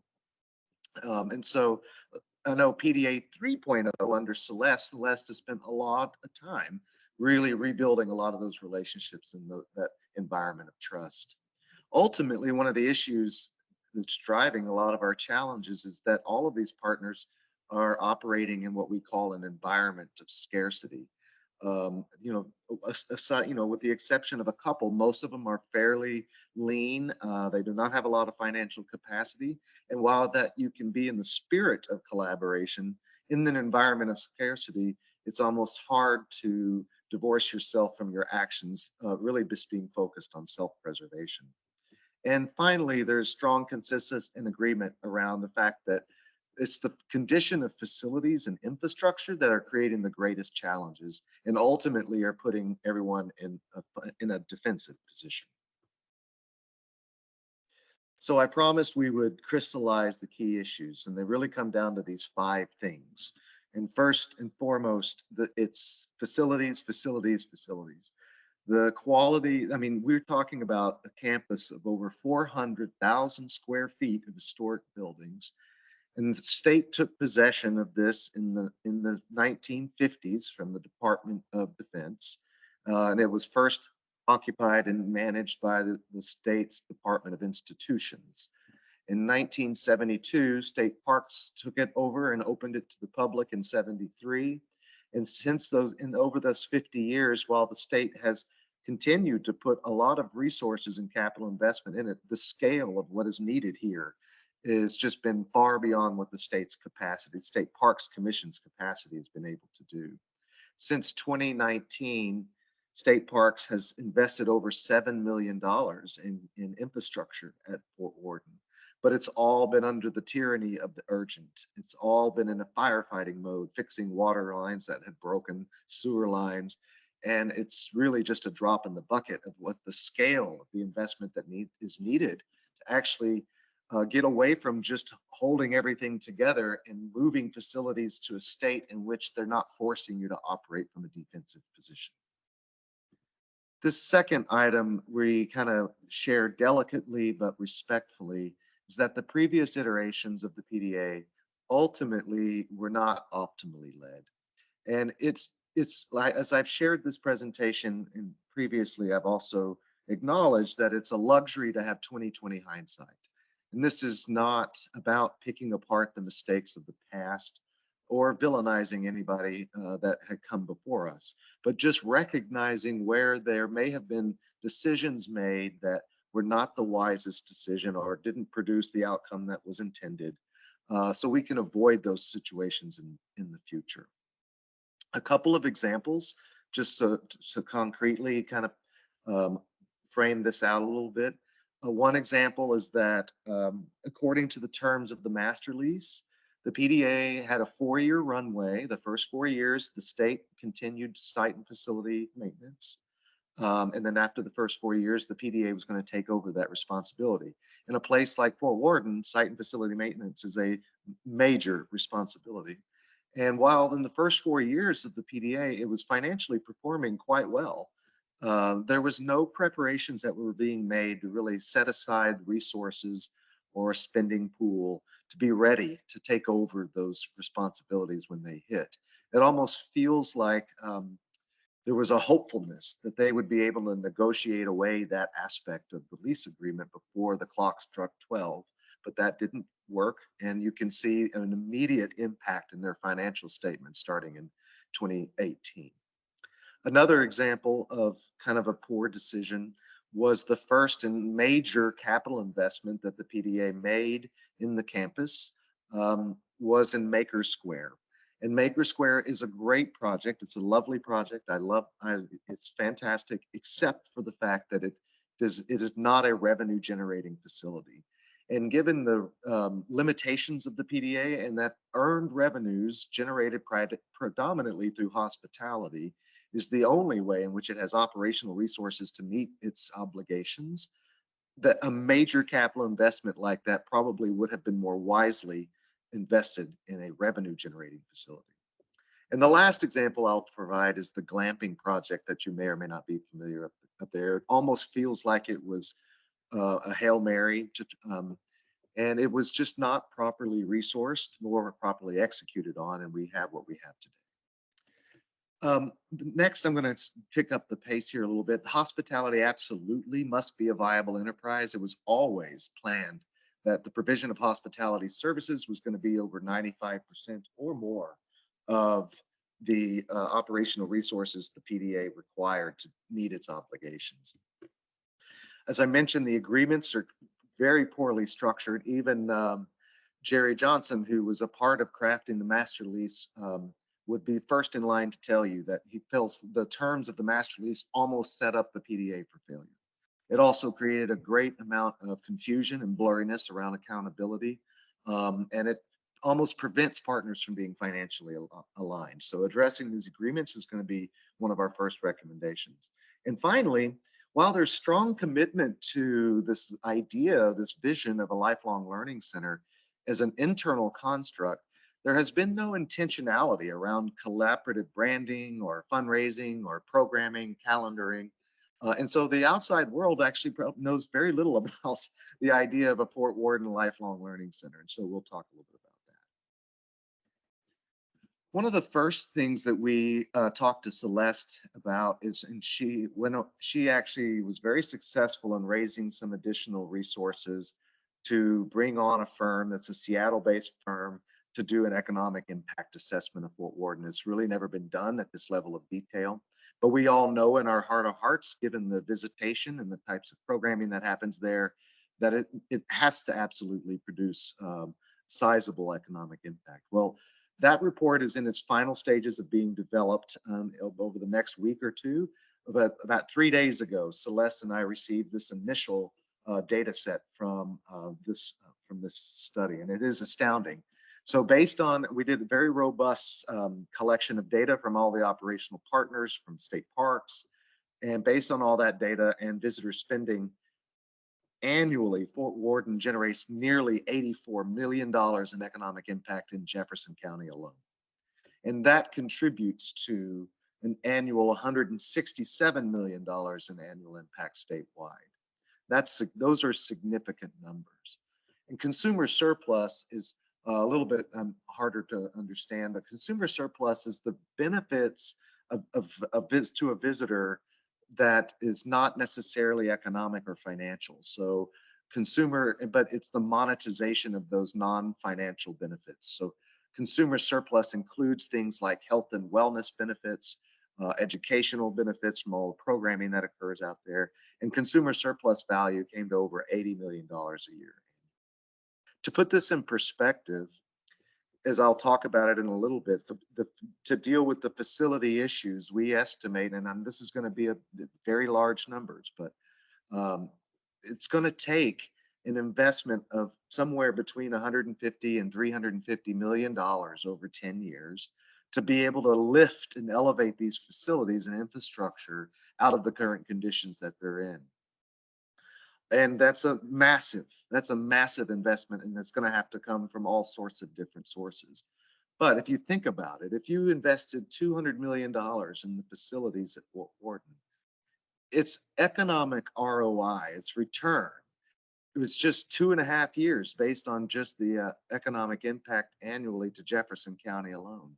Investment in facilities at Fort Worden is very much an investment in the local economy. So key recommendations, and I'm going to share these recommendations with you. They're not in priority order. They are almost in sequential order. So we start kind of first with the most primary and basic question that we need to address, and that is whether or not there should be a primary operating partner to state parks or not. And that we feel very strongly there should be.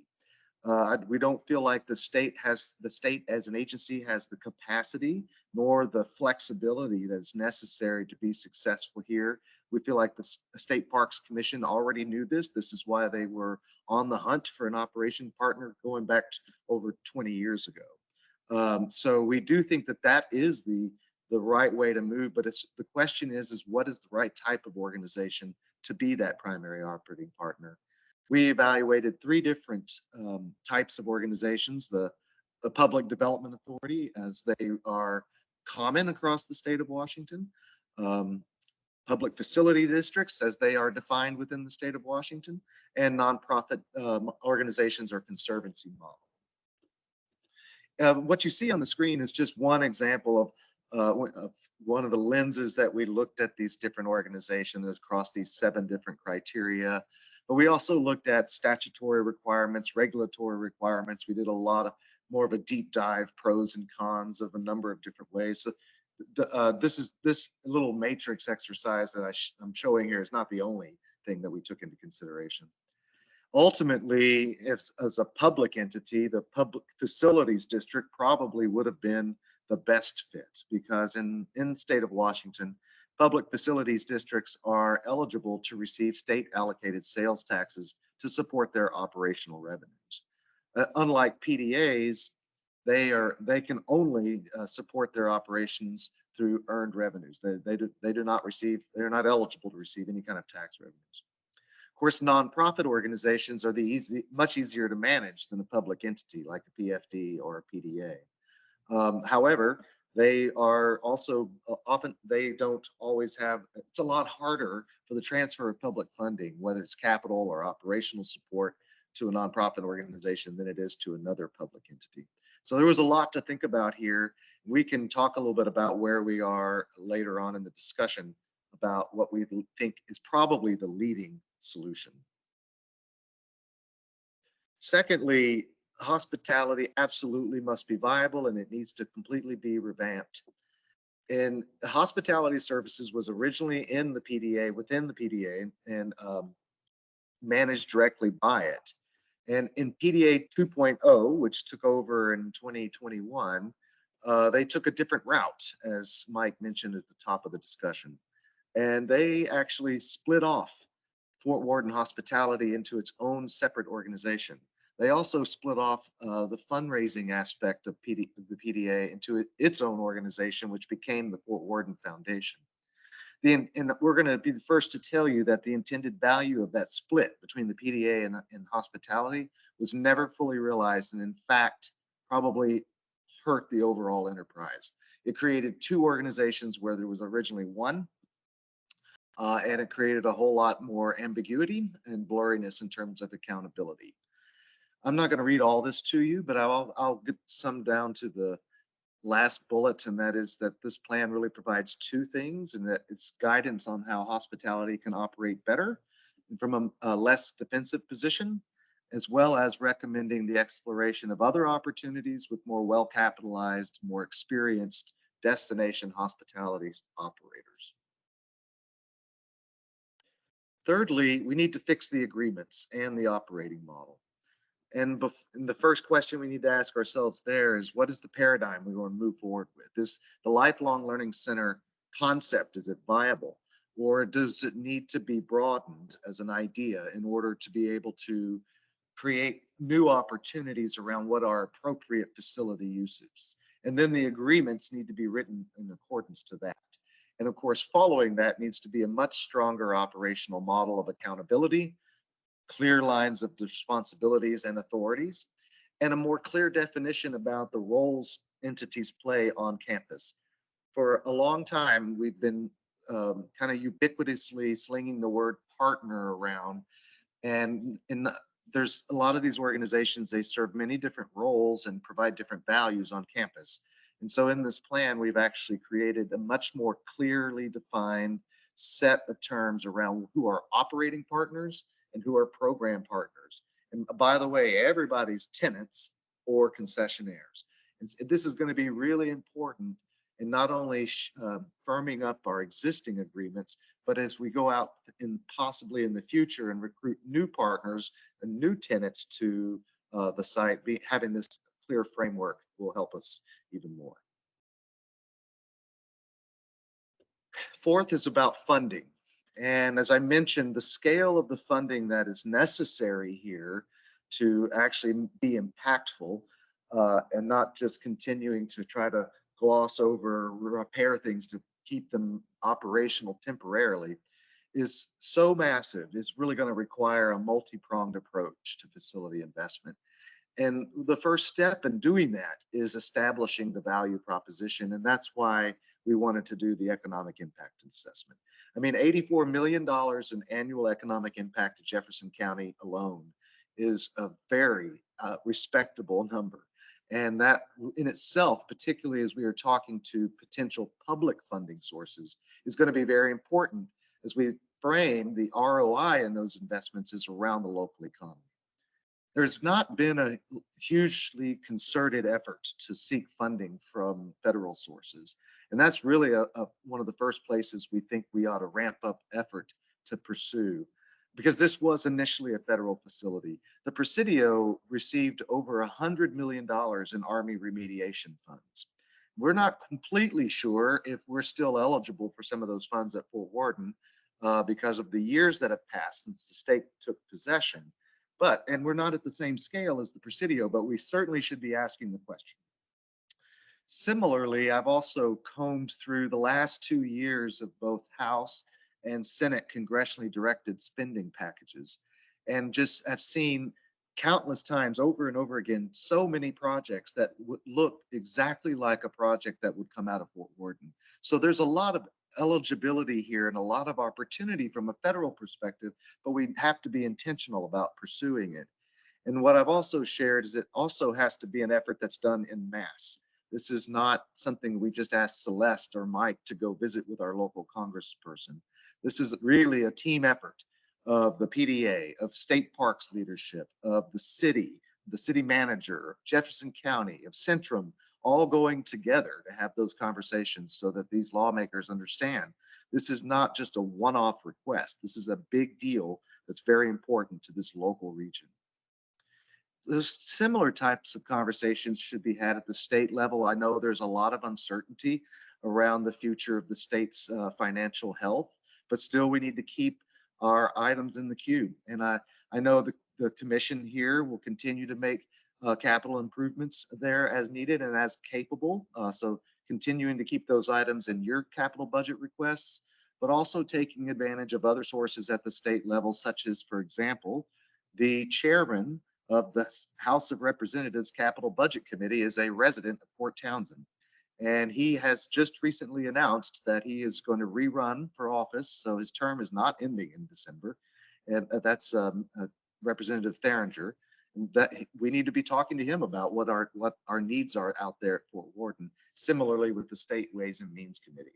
And finally, there is opportunity in the private sector. It's so commonly a fallacy to often think, oh, we'll just raise all this money out of the private sector. No, the public sector needs to be able to pitch in and participate in this as well. But there is a lot of opportunity in the private sector, including the full suite of fundraising activities that really need to be done, and really enabling and managing how partner-led investments can be made. So, for example, Centrum is currently raising $20 million to invest in the facilities at Fort Worden that they need to use. And so, continuing to find ways to support and enable our partners to raise money on their own to help chip away at this big issue is going to be really important. Nextly, I talked about the full suite of fundraising. Fort Worden Foundation never really has embraced this. They are completely a volunteer organization. They have no professional staff. The only thing that they actually do is manage the historic tax credits, predominantly for the Maker Square project. We need a fundraising partner that's actually going to embrace all of the different types of private sector fundraising that are necessary. And so we do have some recommendations around that. It might involve, I'm not completely sure if the existing foundation is the right organization that can be turned into that. In that case, we need to think about the creation of a new organization that's going to have that capacity and that priority. And one of the other things that that organization needs to do is they need to be the main traffic cop and organizer around collaborative fundraising. Right now, there is no collaborative fundraising occurring on the property. In some cases, we have partners that are cannibalizing each other's donor lists. And so this is something that, with some coordination, collaborative fundraising can be very productive. Next, we need to continue to energize the campus through the lens of placemaking and activating the space in a much more meaningful way. That could include the alternative use of facilities. One of the big differences with Fort Vancouver and the Presidio to Fort Worden is the diverse usage of facilities. So there are more traditional commercial offices like health and wellness clinics or dentist office, things like that are operating on some of those sites that just create more traffic, more buzz, more presence, and more support for everything that's going on there, and the resources and the services that we are providing that generate revenues to support us. And that will lead us down the road to thinking about attracting and recruiting new partners in a variety of things, not trying to get across or drift away from mission, but thinking more broadly and inclusively about how to activate and energize the campus. And finally, this is our last recommendation around being more intentional on collaborative branding, programming, and fundraising. We strongly believe there probably needs to be somewhat of a refreshed brand identity. Fort Worden Lifelong Learning Center is a very informative title. It has not got a lot of currency in the marketing world. It's just not inspiring. It's cumbersome, it's wordy. And we think that there should be an effort through professional marketing communications firm assistance to think about brand identity through a number of lenses and criteria as we've listed here. Incidentally, when we shared this prior to some of the partners, they informed us that there was an effort around this a few years ago. It just never came to fruition. So the partners themselves recognized this need, and this would lead us down the road for more collaborative program planning, calendaring, fundraising, and partnered initiatives.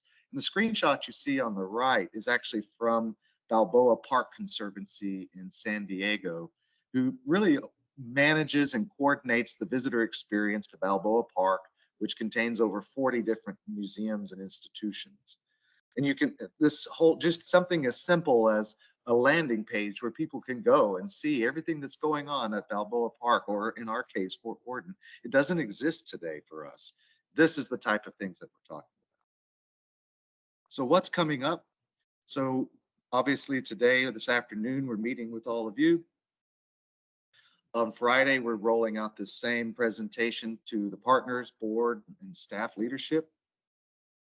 We are also finalizing the next draft iteration of the draft report. This will be the third iteration, and it will be sent to you all, to the PDA board, hospitality and Centrum boards, and the city manager's office, so you can start to review that in advance of public release.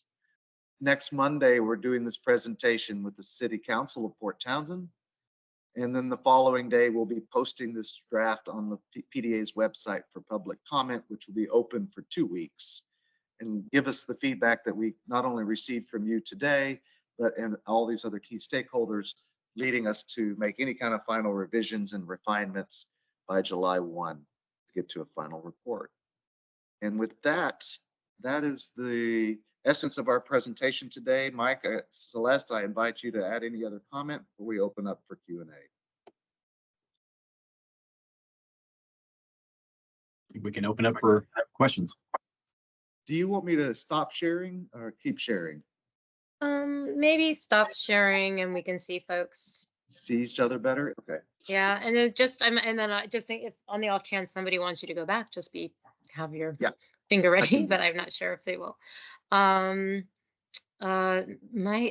screen is funky. Commissioner Latimer, I believe.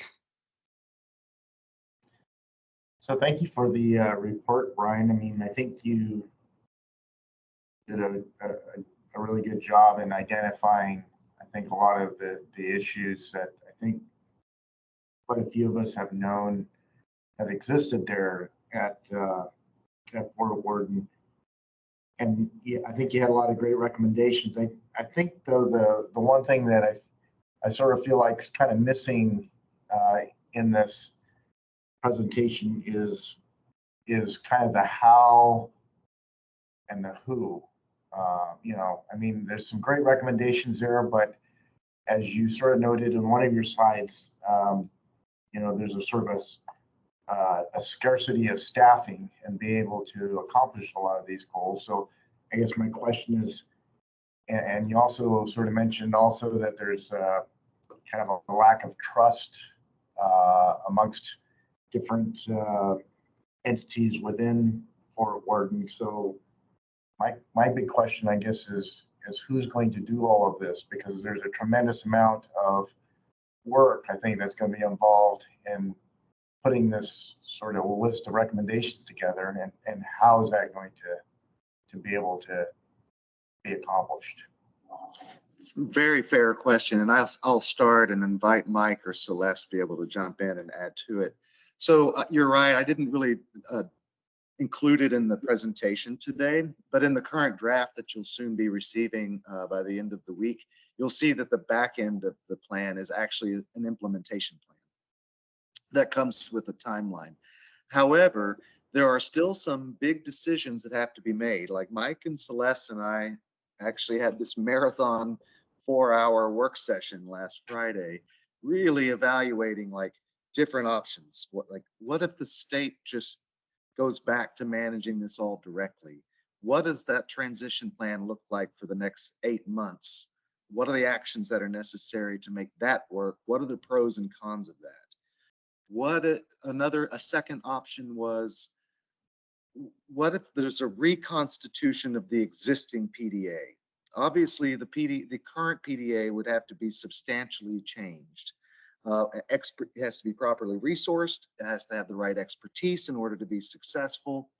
What does that transition plan look like over the next 13 months? And what are the pros and cons of that? And we did that same exercise around the creation of a conservancy. The reality is the public facilities district is kind of a non-starter, even though it could really be a successful model, because it requires it be approved by the voters. It has to be approved, taken to the ballot by the county and approved by the voters. And I'm sure you're very familiar with Port Townsend in its political climate and Jefferson County. And this would be a very strong challenge at any time in that community to get a voter approval of a PFD. But our timing is even worse right now because the county is about to go forward with proposing a PFD on behalf of the city for their very controversial public pool project. So to answer your question about like who's going to do this and what's the timeline, there needs to be this decision that's made sometime in the next few weeks around what does that model look like. So we're still mulling around in that sausage making, and then there is a timeline and a transition plan that will follow. This was a very good question that came up also with the PDA board. So I don't know, Celeste or Mike, did y'all want to add any more clarity to that? I think you pretty much covered it, Brian. I think one of the things we have found, that I have found at Fort Worden, is there's been what I always like to call a lot of ready, fire, aim, where there's been a lot of jumping to implementation before an idea has been fully thought through. And so we've been kind of trying with this plan to focus on the what first and make sure that we've figured out what we're doing and where we're going. And then we'll figure out the how and the who and make sure that the how and the who are appropriately aligned with the what and the where. So I think that's sort of been our bias in how we've been proceeding a little bit cautiously this time. Yeah, it's what the last thing we want, and Mike really imparted this to me several times over the last few months. We need to make sure we don't end up here again 5 years, 10 years from now. So if we're going to go down the road of a reconstituted PDA, we need to learn from the past and make sure that that PDA is set up for success in all the ways that make sense.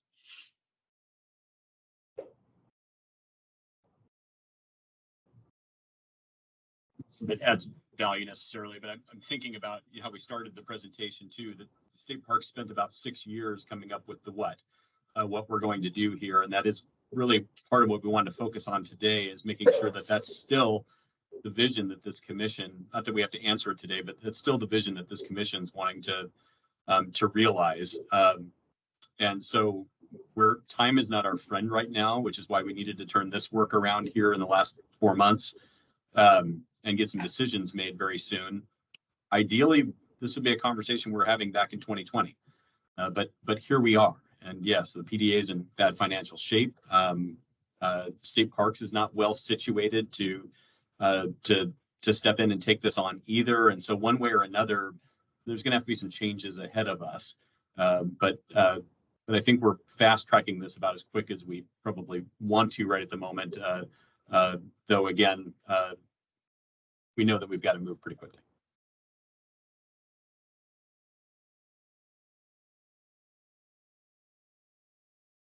Right, anything else?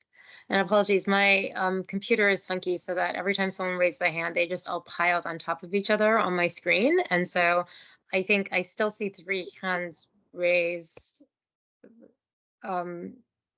Commissioner Bounds and then Rod, I think, in that order. Yeah, Brian, thanks for that. I'll second what Commissioner Latimer said. I think you articulated at least what we've seen as the major issues at Fort Worden and the PDA and sort of how we got to where we are.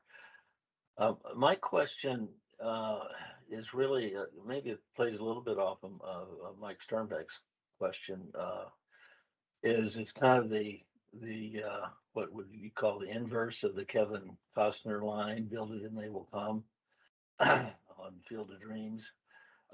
Build it and will they come? And my question is this vision, which started as he laid out back in 2005, for a lifelong learning center. And I think if we looked at what has transpired since then in terms of the campus and the tenants and ability to sustain itself, I think we'd all be very disappointed. There have been some great things, but it's still basically Centrum and basically places for people to stay if the water's running and the electricity's on. And there are other tenants, other partners, and there were partners then as well. But I think, and maybe Celeste or someone could correct me, I just don't think it's made that kind of progress. And so my real question is, let's say we come up with the best structure for managing this facility, the wonderful park. And let's say we come up with $200 million to put into historic buildings to make them more habitable. Is there really the capacity to develop the programming apart from Centrum, and a location like Fort Worden, Port Townsend, where is isolated in some respects from, not Presidio in San Francisco, not Fort Vancouver, where there's Portland right across the river. It's not Magnuson Park in Seattle. It's like Fort Flagler. It's like other a lot of historic forts apart from populated areas. And so that's my question is, will they come? Is there really the capacity, or do we need to be thinking about a different model? Do we need to be thinking about limiting the buildings that get refurbished, because we're not going to have a lifelong learning center where every week of the month, 12 months out of the year, people are going to be crawling to get to Fort Worden to attend some programming that someone else is providing. Is it really more like a Centrum Plus and parks, because we still have camping, we've got day use that happens out there. Is it something? Should we be thinking about it being a little bit more market driven from what our aspirations might be. And have you guys thought about that? That's to Brian. Yeah, we had certainly thought about that. I mean, we're not trying to force a square peg into a round hole, right? If it doesn't want to be a lifelong learning center, let's not force it into one. But the reality is the market is there. The market is responsive. They are, in fact, turned away at times because of the condition of facilities.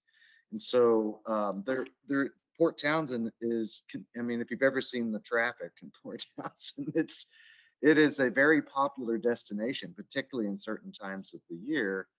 And Fort Worden does have the capacity to actually build out more robust programming and operational opportunities in the shoulder seasons and the off season. There is a new partner that's just beginning on site. So whether or not they will be successful, we're not sure just yet. But they actually are offering a whole thread and line of programming that's completely complementary to Centrum. So Centrum is very arts and culture focused. These folks are very environmental and science focused, ecological focused. And they are starting to generate a lot of programming ideas and events that could actually fully complement Centrum and at different times of the year. So we do feel like there is strong opportunity. It's absolutely a fair question, but at this point, the facilities are in such a state we're actually turning people away. I just want to add to that. There have been a lot of conversations about collaboration and looking at Fort Worden as a destination retreat center. But currently the accommodations don't allow for that because they're not at the level that people expect. Peninsula College is trying to figure out what is their mission in the Port Townsend campus, because it's the community and just the demographics in Port Townsend are very different than Port Angeles or than in Forks. And so there are conversations that have been ongoing. And I mean, that's why the presentation that Brian just did, the number one limiting factor becomes the facilities. And that if we can solve that, the program, if we can solve the facilities, the programming will follow and the market will follow. In this post-pandemic world, when people don't necessarily go to an office every day, companies and corporations are looking for these unique retreat kind of experiences that Fort Worden could provide, if we can get the facilities to the right level. And what about the partners that currently are not able to come anywhere near a market rate for their facilities? And obviously market rate includes profit and other things, but it also includes expenses. What happens? I mean, are those entities able to survive in that kind of environment? I think so, but it may need to be looked at differently. Because they have no rent, they have a lot of space. And I think that a strategic occupancy review of how space is being used on the campus and working through with each partner, we could be able to make more space available and attract additional partners. I think if we're looking at trying to make this work with only the current set of partners, probably not. Yeah, and look at the recent example of KPTZ radio station. Right. So that's right, the community radio station relocated recently into Fort Worden. They just started broadcasting from the fort, like a month ago? And they invested significant funds into their space. So Fort Worden does have the ability to attract partners that can afford to bring their own facilities up to condition. That's great. And Brian, or Celeste, do you have a sense of where the tipping point is in terms of facilities that are available for hospitality to use, to rent out, being able to support the other aspect of hospitality, which is the food services? Is there a tipping point there that we should be looking at to try to reach in the shorter term? I'm not sure what you mean by tipping point, but The point where it is economical, sustainable for hospitality to have a 12-month operation, providing both rooms and food and drink. There's about 25 pages in the plan that's dedicated to a deep dive in hospitality services, and there's a lot of things that they can change, they can do better than they're currently doing it to improve their own profitability.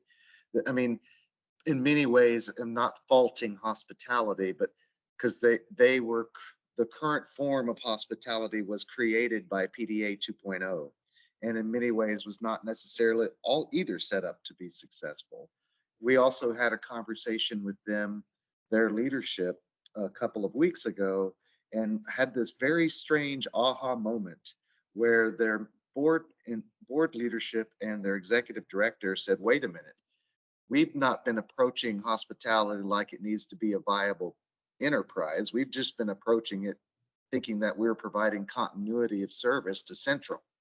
So this realization, this sudden and recent realization that, oh, they need to actually be using business-like principles to drive what they do, is something that's actually seems to be fairly recent.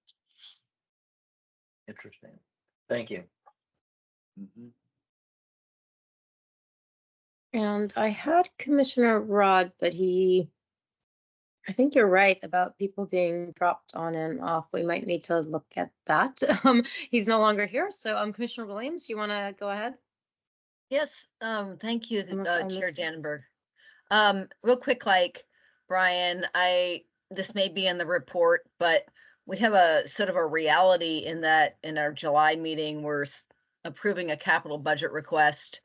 If you were king, so to speak, what would you suggest be in our capital budget request for Fort Worden? In other words, what's sort of most important, as you're talking about the facilities condition index, it's not great.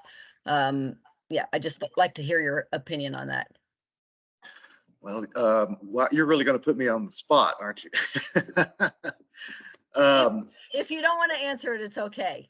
Yeah. Well, no, I would be really cautious to answer, and make, the scope of this work really was not a deep review and inspection of facilities. So obviously the recognition and the acknowledgement of the state of facilities as being the biggest problem on campus, but we didn't do a building by building survey. So I wouldn't want to give you something that did not have the defensibility of like a much more infrastructure audit kind of thing.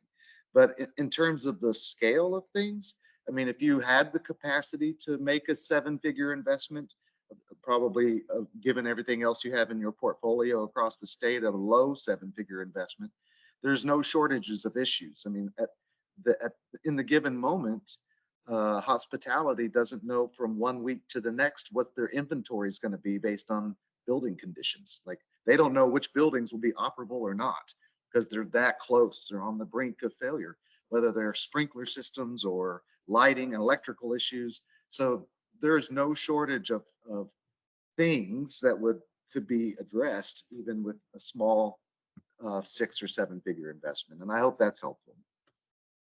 So just to sort of summarize, perhaps focusing on Officers Row, something like that. Okay. Yes, focusing on revenue generating facilities.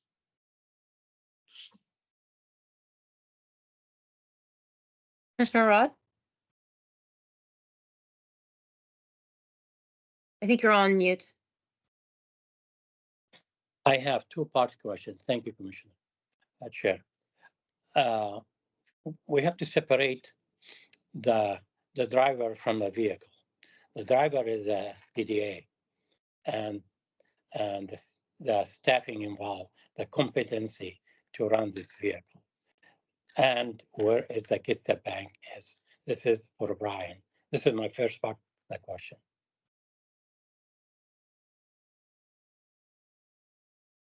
Can't hear you. Also, No voice. No voice. And you're on mute, Brian. You're muted. Oh, could you repeat the second half of that? I didn't quite understand what you said after we separated the driver from the vehicle. So the PDA and all the staffing involved or the partners involved versus the facility itself. The facility is the vehicle. Correct. Yes. Okay. Now the first part is the PDA, the bank, and other. Do we have the confidence they can carry with all the options you put and you outline in your report? So it comes down to that comes down to the very primary question we're trying to answer. And there are great examples of very successful PDAs across the state of Washington.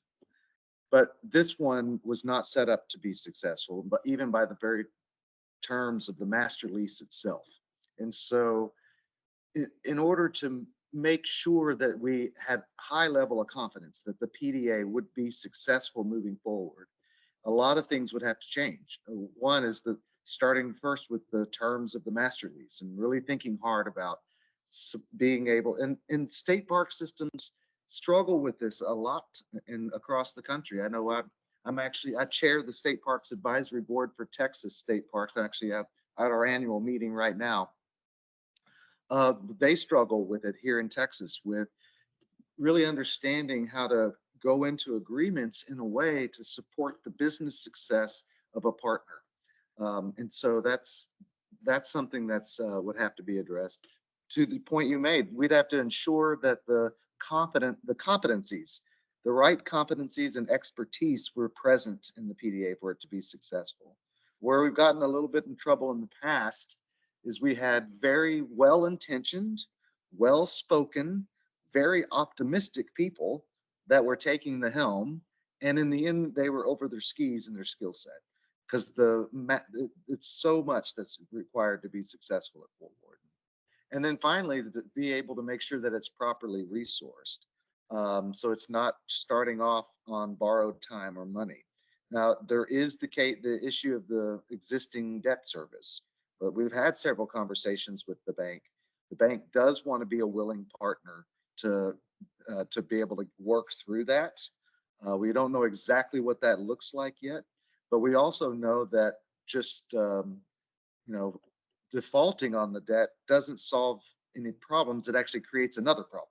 And so that's something that, we need to just be able to work through, but the bank seems to be a willing partner. But all of those things have to be addressed in order to ensure that the PDA is set up to be successful if that's the model of choice. So the issue, the second part, is you mentioned if we invested $350 million, the ROI will be according to the calculation you said, Jefferson County, the traffic, the taxes generated should be paid back very soon. How come we cannot attract a private sector to jump on this if it's that rosy? The figures are. Well, I do think we could be successful in attracting some private sector investment now that we have these numbers. We didn't have these numbers before. It was all anecdotal. And so leveraging these findings for both public and private sector investments is critical. Yeah, thank you. You bet. So not seeing any other hands raised. I'll be interested to see the full report. I think like others, this is challenging. Again, earlier I was saying the fellow commissioners heard, we're looking at this as kind of a local resource and then looking across the statewide system. It is a challenge. It's challenging. It's challenging to maintain and continue to operate these historic buildings.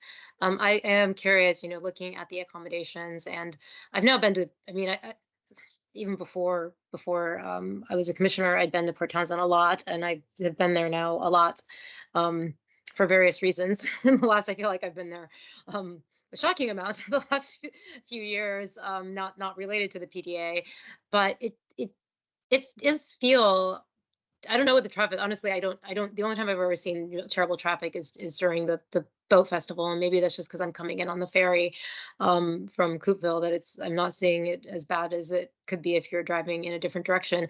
But it does always feel a little bit out of the way, honestly. It feels sleepy, for something that's so much money. Just the dollars that it would be involved to operate it and to maintain and to get these facilities up to speed. I mean, it feels very, very sleepy. And so, when I heard, Ken asking about, market rate, when I, think about the question that Commissioner Rod just, mentioned about, private sector investment, I do wonder, there's sort of two things to say, okay, really, let's assume this was completely private. Could you actually invest all of the money that would be needed, zero government investment, right, and run it? Could it be successful? And it seems like it would be a challenge. And then you add to that saying, okay, well, separate from that, there is a general Washington state, not just financial and non-financial benefits. That's what state parks are, right? We're not running them as businesses. And, if you sort of add that, it becomes, it is a question of sort of what the ROI is in terms of a public benefit versus, an individual benefit. It's hard to tell. So I'll be interested to see, what are the proposals and whether or not it says, yes, this feels like there is a legitimate, ROI that competes with the money that would be spent by the state of Washington, not just by state parks or the state of Washington on whatever else they might be spending it on, public school education, climate, adaptation, mitigation, things like this, that is better spent here instead of spending it there. Again, I think I think it's a challenging problem. You've brought forth a lot of issues, and again, I think it's a big lift. It's interesting to see what you've come up with. It's interesting to see the results of the economic benefit study. I'd be curious to see sort of more of the detail of what's backing that. And then I think some of this sort of not necessarily building by building, but some level of investment that says, what are we really looking at?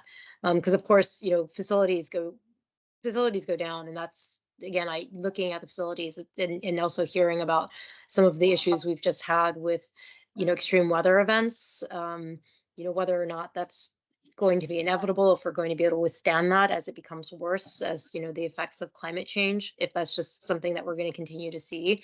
Again, I start to think about it. I don't think about it as a business in the sense of state parks running it as a business, but thinking of it as business of saying, like, what is the investment to value, and saying, like, would an insurance company insure this, for example? Like, to say, yes, this definitely makes sense to continue putting money into keeping this at a level that somebody who is renting it for big dollars as a private accommodation would be worthwhile, because we're not going to continue to have these issues because of extreme weather events, or just facilities going down because of the state of the facilities. It becomes challenging. The idea of federal money sounds a lot better to me for various reasons. Obviously, we do have a new congressperson there, so hopefully that's being put in the ear of all, whatever, 6, 7, 8. I know there's a lot of candidates. All of the candidates, that there's a bug there saying that this is something that's a priority for the public, that they're putting that, if it is, assuming it is a priority. So again, I think a lot of challenges. We very intentionally kept the real estate committee the same, specifically for the PDA. That's why we didn't change it, because we kind of wanted our best, the people who have the best background and experience and knowledge, which I think we have the three of them in Mike, Ken, and Ollie. We have significant experience in development and real estate, and Ken's long history with the PDA and parks, and Mike is all the person with the wealth and the dollars. So I would love to also kind of have them really give us again, I would love to also kind of almost have like a committee report as well, not to put this much on you, but I think it's a lot for us to absorb in a commission meeting, frankly, whereas you can really dig into it as a committee. And so, I hope you're really utilizing those three. This is kind of speaking to, the staff and the PDA. I hope you're really utilizing those three to really bounce ideas off of and to get input, because I think in the end they're going to have kind of the best view of what direction we should go on this. And with that, with my funky screen, I think one of them has got his hands raised. It looks like Commissioner Bounds. I just understood my Teams has gotten so weird. The square is actually over Commissioner Latimer, but then I can see Ken Bounds, but the picture it's so strange. So I think it's Commissioner Bounds that has his hands raised, because that's the name that's below the hand, not the picture. My Teams I can is respond to gone either wrong. one. Teams is It's fine. I think Teams is having issues. So thank you. I wanted to follow up with something Commissioner Rod asked Brian, just see if I understand this. And that is, do you think, Brian, that at some point, I'm not saying, now or maybe not even next year, but at some point the PDA continued operating or it was a nonprofit, and that they could go out to the marketplace and solicit and receive competitive bids from hospitality companies to come in and operate the hospitality business and the PDA, that's something that is viable without significant public resources. And I'll just use as an example, I mean, we went through a similar thing in a very different situation in state parks, and that was St. Edward. And we, of course, had a historic preservation angel in the name of Kevin Daniels, who's also a major developer, come in and take over the seminary and with a 63-year lease and turn it into a lodge that's quite nice and hopefully will be successful over time. But that, to a large extent, that was because he's a historic preservation nerd, and he's a developer, and he loves it. He was married out there.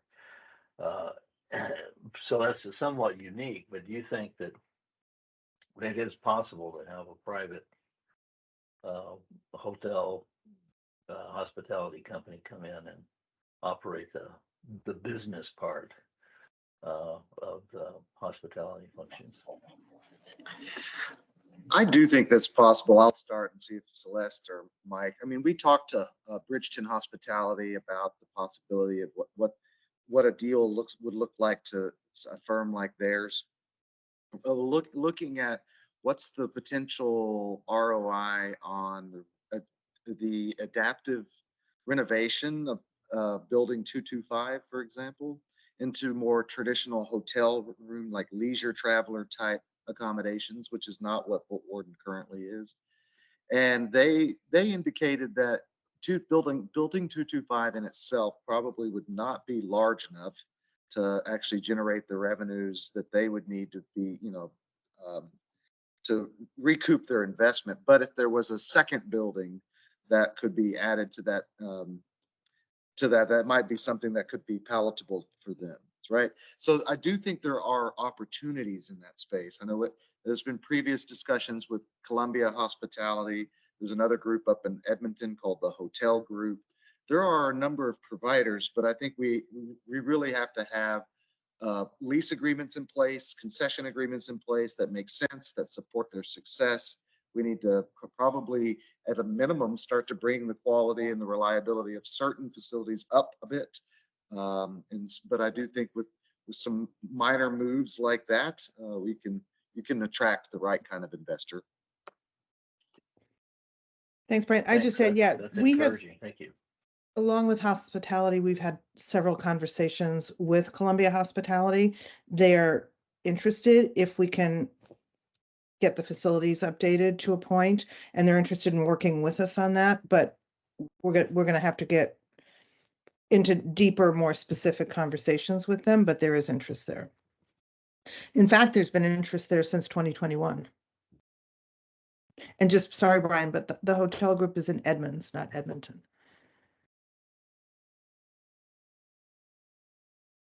Not very similar weather, I might add. Slightly different, yeah. Hockey team, really different. Yeah. Okay. I don't see any more hands up. If there are no more questions, then thank you so much for your presentation and for your ongoing work on this beautiful historic property. I'm looking forward to hearing the public feedback and hearing what the city council and others say. Thank you so bet. much. Thanks. Thank you for having me. Thank you, Brian. Thank you. Thanks, Thanks. Celeste. Thank you. Thank you. And with that, the commission will enter executive session at 1:13 p.m. Essentially now to discuss ongoing and potential litigations with the commission's assigned legal counsel pursuant to RCW 42.30.110(1)I. The commission will be in executive session until 3 p.m. No action will be taken during the executive session. The commission will adjourn after the conclusion of the executive session. For commissioners, I believe you have a link to our executive session. We are in need of a break and a little over time. So if you could join that link by 1:30, that would be fantastic. Thank you. Thanks.